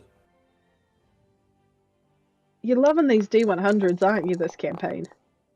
74. Makes it easy. After a night of horrific nightmares, you wake up. Your eyes flutter up, and your eyes they're just bloodshot. But everything seems okay. You're kind of feeling a bit seasick. I jolt up in the bed, sort of look around, not recognize where I am, and like try to recall, like, you know how you've had too much to drink and you're like, how did I get here? And it's trying to like remember as much as possible. It's like, okay, there were rats, and then there was a bomb, and then it's like going through the motions, and then as she steadily feels more seasick, she'll like get up and step out of the bed, accidentally trip over and grog, and go, oh, sorry, and then just rush into the The ensuite. Grog doesn't even stare at you tripping over him. And just sort of, like, you know when somebody's really drunk and they just want to lie down on the tiles? Like... I can't... It seems to have reset all your levels of exhaustion, and I can't remember who had what. I will now be on 0 after that rest. I should only had 1. Really. I've got... Somebody had 3. Giles? Somebody did, didn't they? I don't know. 2 people had 3. I think it might have been myself. Sindel. Didn't Sindel have 3? Sindel had something. Don't bring him into this. I think he had We haven't 6. talked about Sindel. Which one of you had 3 levels of exhaustion? I'm gonna go out on a limb and say it was me because 3. of. I had 3, but by rights, I'm a fresh. Possibly. Brand new body. Should I not have 2 levels because of the long rest now? You have had a long rest, but you have not got rid of your level of exhaustion. Nefi had 2? 1. Alright, so you're at 0. So Grog must have had 3. Nope, Grog only had 1. It would have been Sindel because don't forget he got knocked down. It was Giles, wasn't it? And Giles kept getting knocked over. Yeah, we got and he wasn't dying. We got GBH'd the past couple of sessions. You spend a while, Androl, spewing your guts up as a knock on the door. And a metallic voice outside saying, "Room service." Now Grog wakes up. Like, bolt straight up right into the door. You skip and jump to the door, and you open it, and there is a convoy of automatons, and they've all got, little push trolleys. Yep. Piled with food.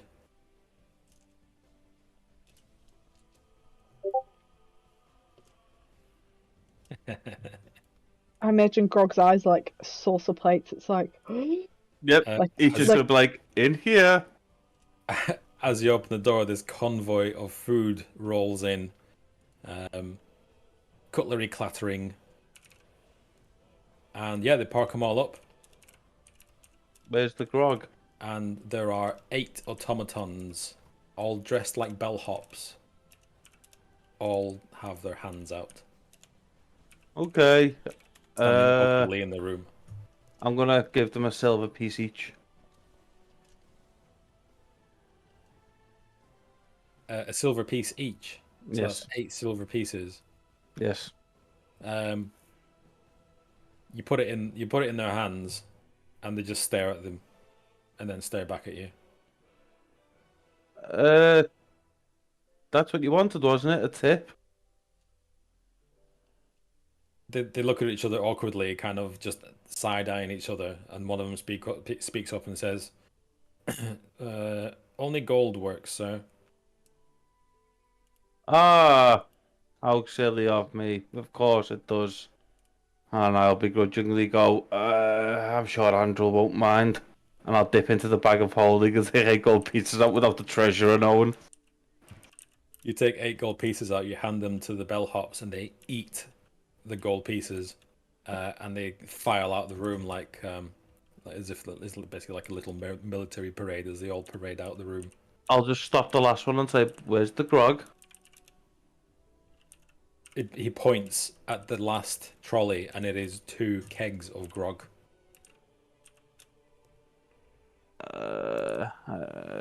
Okay, I guess it'll do. Looks like you're a bit puzzled. Would that be all, sir? Andrew's hand just emerges from the ensuite and goes, water! Water! Water? Fruit juice! Maybe some lemon slices or orange slices? Hard bread! Diorolite? Smalka-Seltzer. Yes. Something to bring the electrolytes back up. Grog's gonna just say around and go, when she says water, Grog's gonna go, it's alright, I'll give her some of the grog, and just shut the door.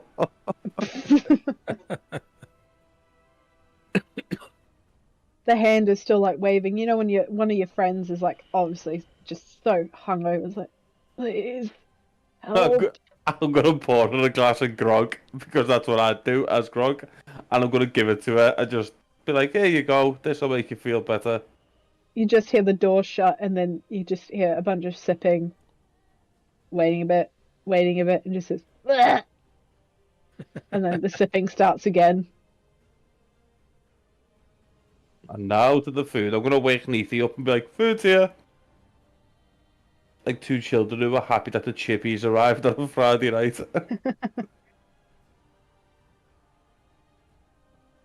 Hold on a sec. And I'm holding. Oh, Okay. What are you just gonna sit and eat? Yep. Nothing else I can do till the morning. It is morning. It took what? It took them that long to bring us food. Okay. You're level 8. Oh yeah. Okay. I'll eat some food and then I'll go down and see Giles, my friend Giles. All right. You head up to the lab. Dr. Mordenheim is already up. She's standing there. Her automaton standing guard as always. She turns to you and says, "Behold, my best creation!" And she pulls that lever again down as the zapping intensifies and then stops. From inside where Giles is, and this is just for Giles really, do you remember the scene from The Matrix when Neo gets woken up in his cocoon thing, where he kind of like twitches and there's like underwater sounds? It's been years since I've seen Matrix. Really? Where like the machine flies up to his pod and like pulls him out of the pod, but Grabs him by the face. Yeah. I can imagine it. It's a bit like that, but you're in oil instead of water, and the the oil drains out as the drawer comes out, and you all see as sitting up from this drawer is the new Giles. His body is made pretty much entirely of shiny brass, and he looks like previous Giles, but now he's a construct. And she laughs. She laughs so hard her fingers curl in the air. What are we doing? What are you laughing? Go on. Andrew's going to go up to Giles and go, Giles, is that you?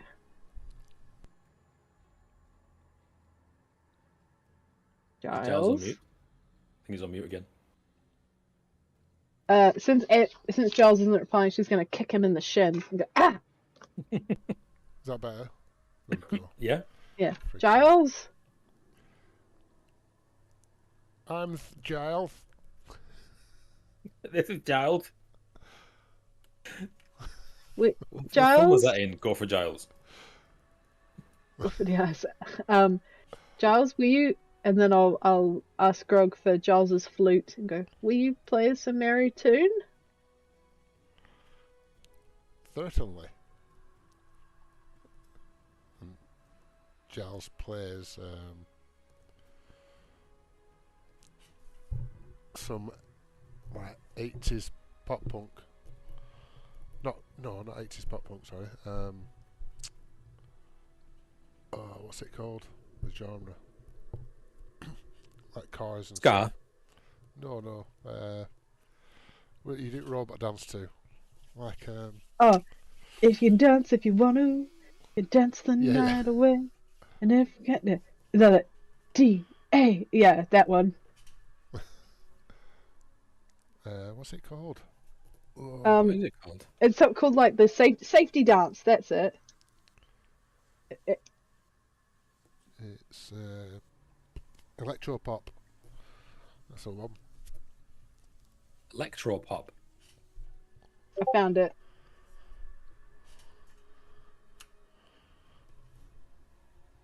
Don't You Want Me apparently is classed as electro pop. Yeah. Bum, ba-dum, Okay, so he ba-dum. belts out. What we're belting out? Might as well do that. Don't you Men want without baby? hats, the safety dance. Okay.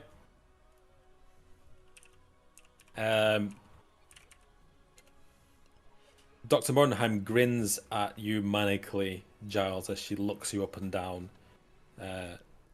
She gets like this. She has that monocle with like it's got like a zoom lens on it, and she like looks in your ears, looks in your eyes, flashes a light in it to see if your pupils kind of take a moment, but then you are able to focus, and they react properly to light. Lifts your arm up, see if it'll hold. It holds. Pushes it down. There's a slight squeak, and she gets like a little oil can out of nowhere and just oils you in the armpit. If I only had a heart.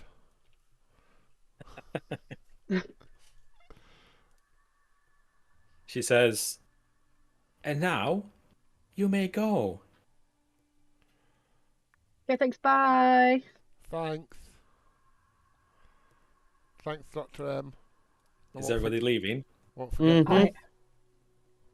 He's going. Yeah. Yeah. Okay.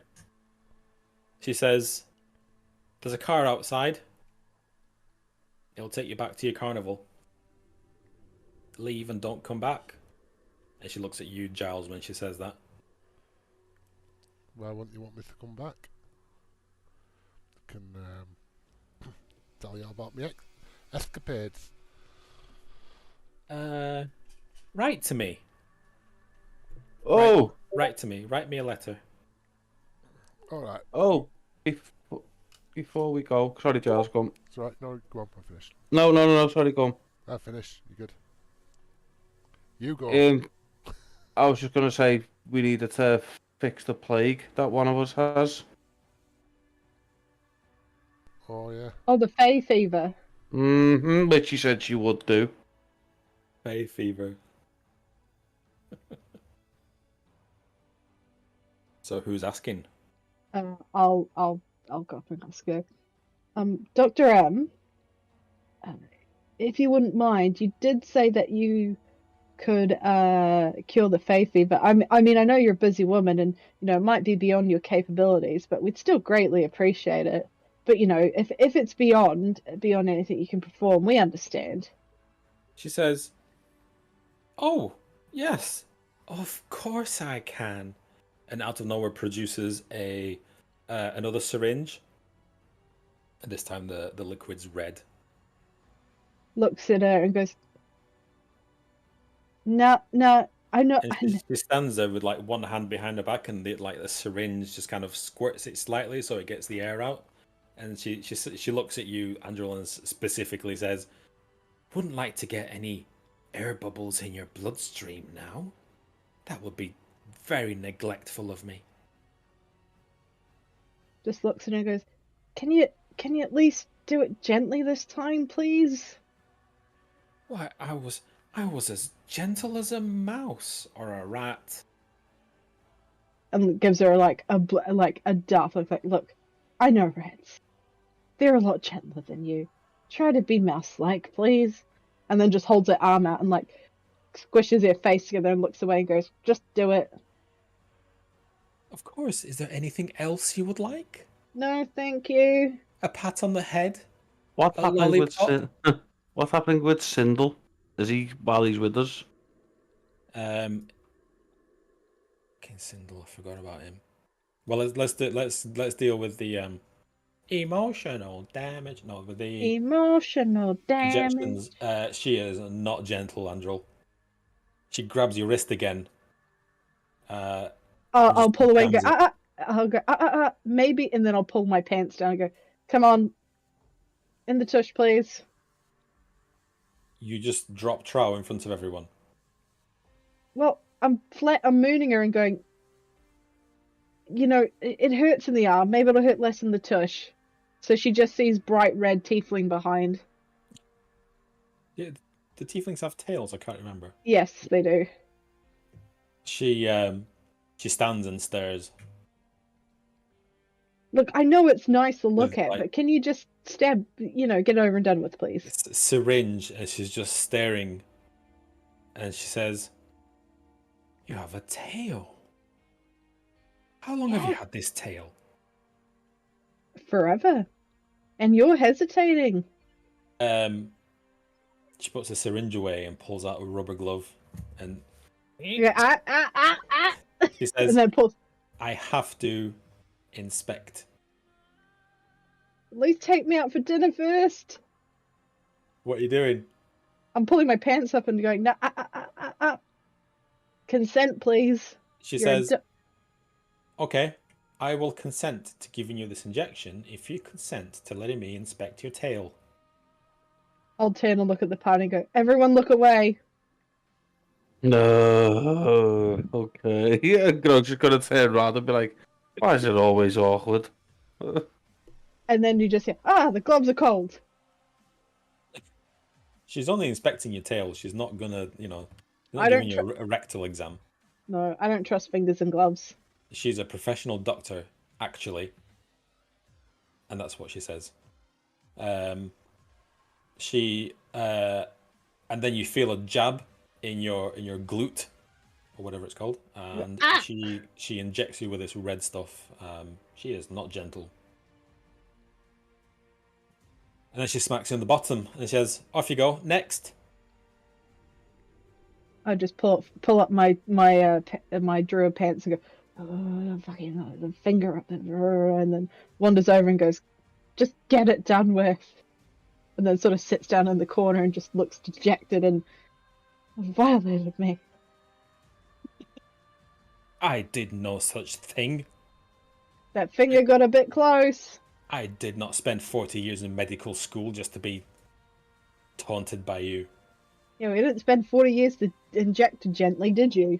Anyway, next. No, that's it. Just Thanks. the one. There was only Giles who had it. Now he's Giles and Andrew and Giles are in a new body now. All right.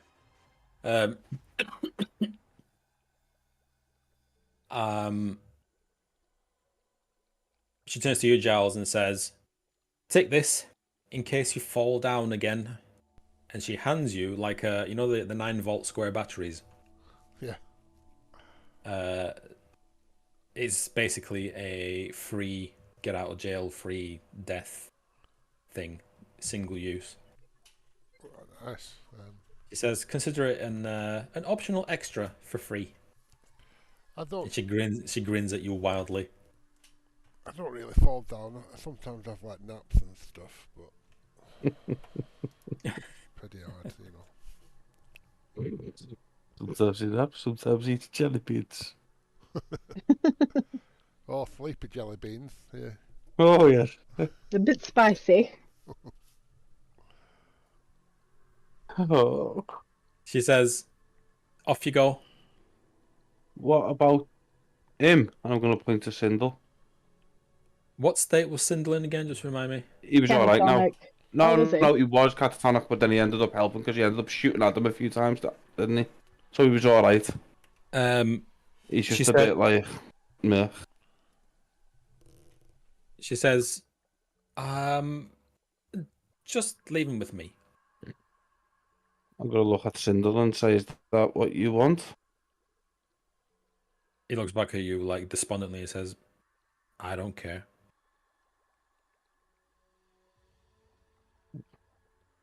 Okay. Bye. She can throw me in that machine for all I care. I mean, you do know that we're going to go back to where the Mind Flayer things are and try and get the heart back.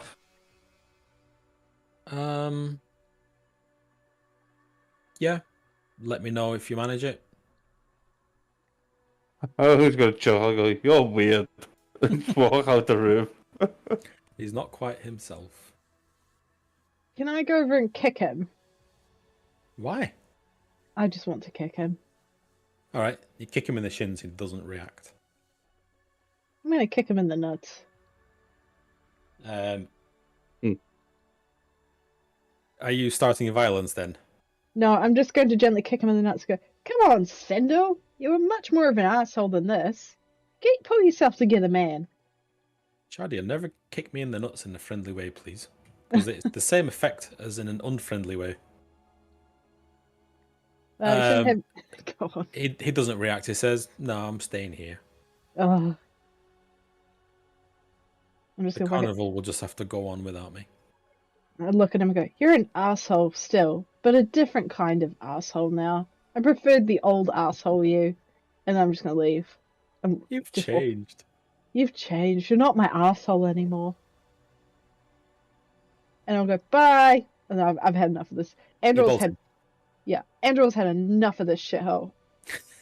I'd rather go back to better the shithole you know than the shithole you don't. As you leave, Dr. Mordenheim just stands there, almost a silhouette, the electricity arcing behind her hands folded behind her back, just staring at you with her milfy eyes. And as the doors close, you see her just gently put her arm around Sindel and says, "Now, let's see about this heart." And the doors just close behind you. The same attendant at the lift waiting for you. Does he keep staring at me? Yeah. Are you going to stare or are you going to ask a question? I'm waiting. Are you getting in the lift? Yeah. Okay. It zips to the bottom. Stops. The door's open, and you're free to go. The car sits outside waiting for you. Before we go, I'm going to turn to the attendant and I'm going to whisper to him, the rats know who you are. We rats remember. And I'm just going to walk and get into the car. He is stunned. He just stands there, his hand on the lever, unable to move. I'll just lead it after and I'm going to go, can you ask her to turn this blizzard off as well? It's awfully cold even for me. I don't want to talk to that woman again. She touched my bum, man. No, I'm going to tell the attendant to tell her just to turn it off. Just a bit cold. Can you change this popcorn tune, please? It's doing me nothing.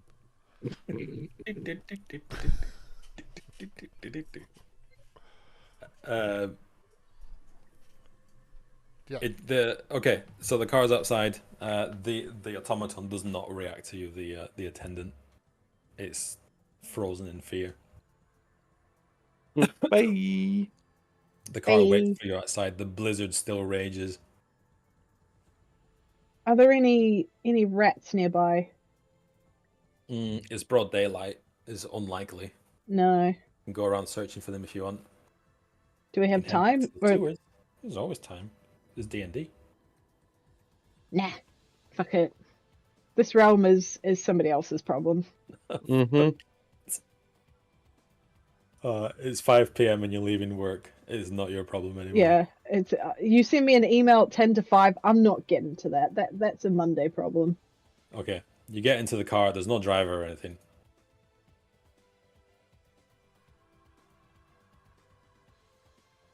To the carnival, please.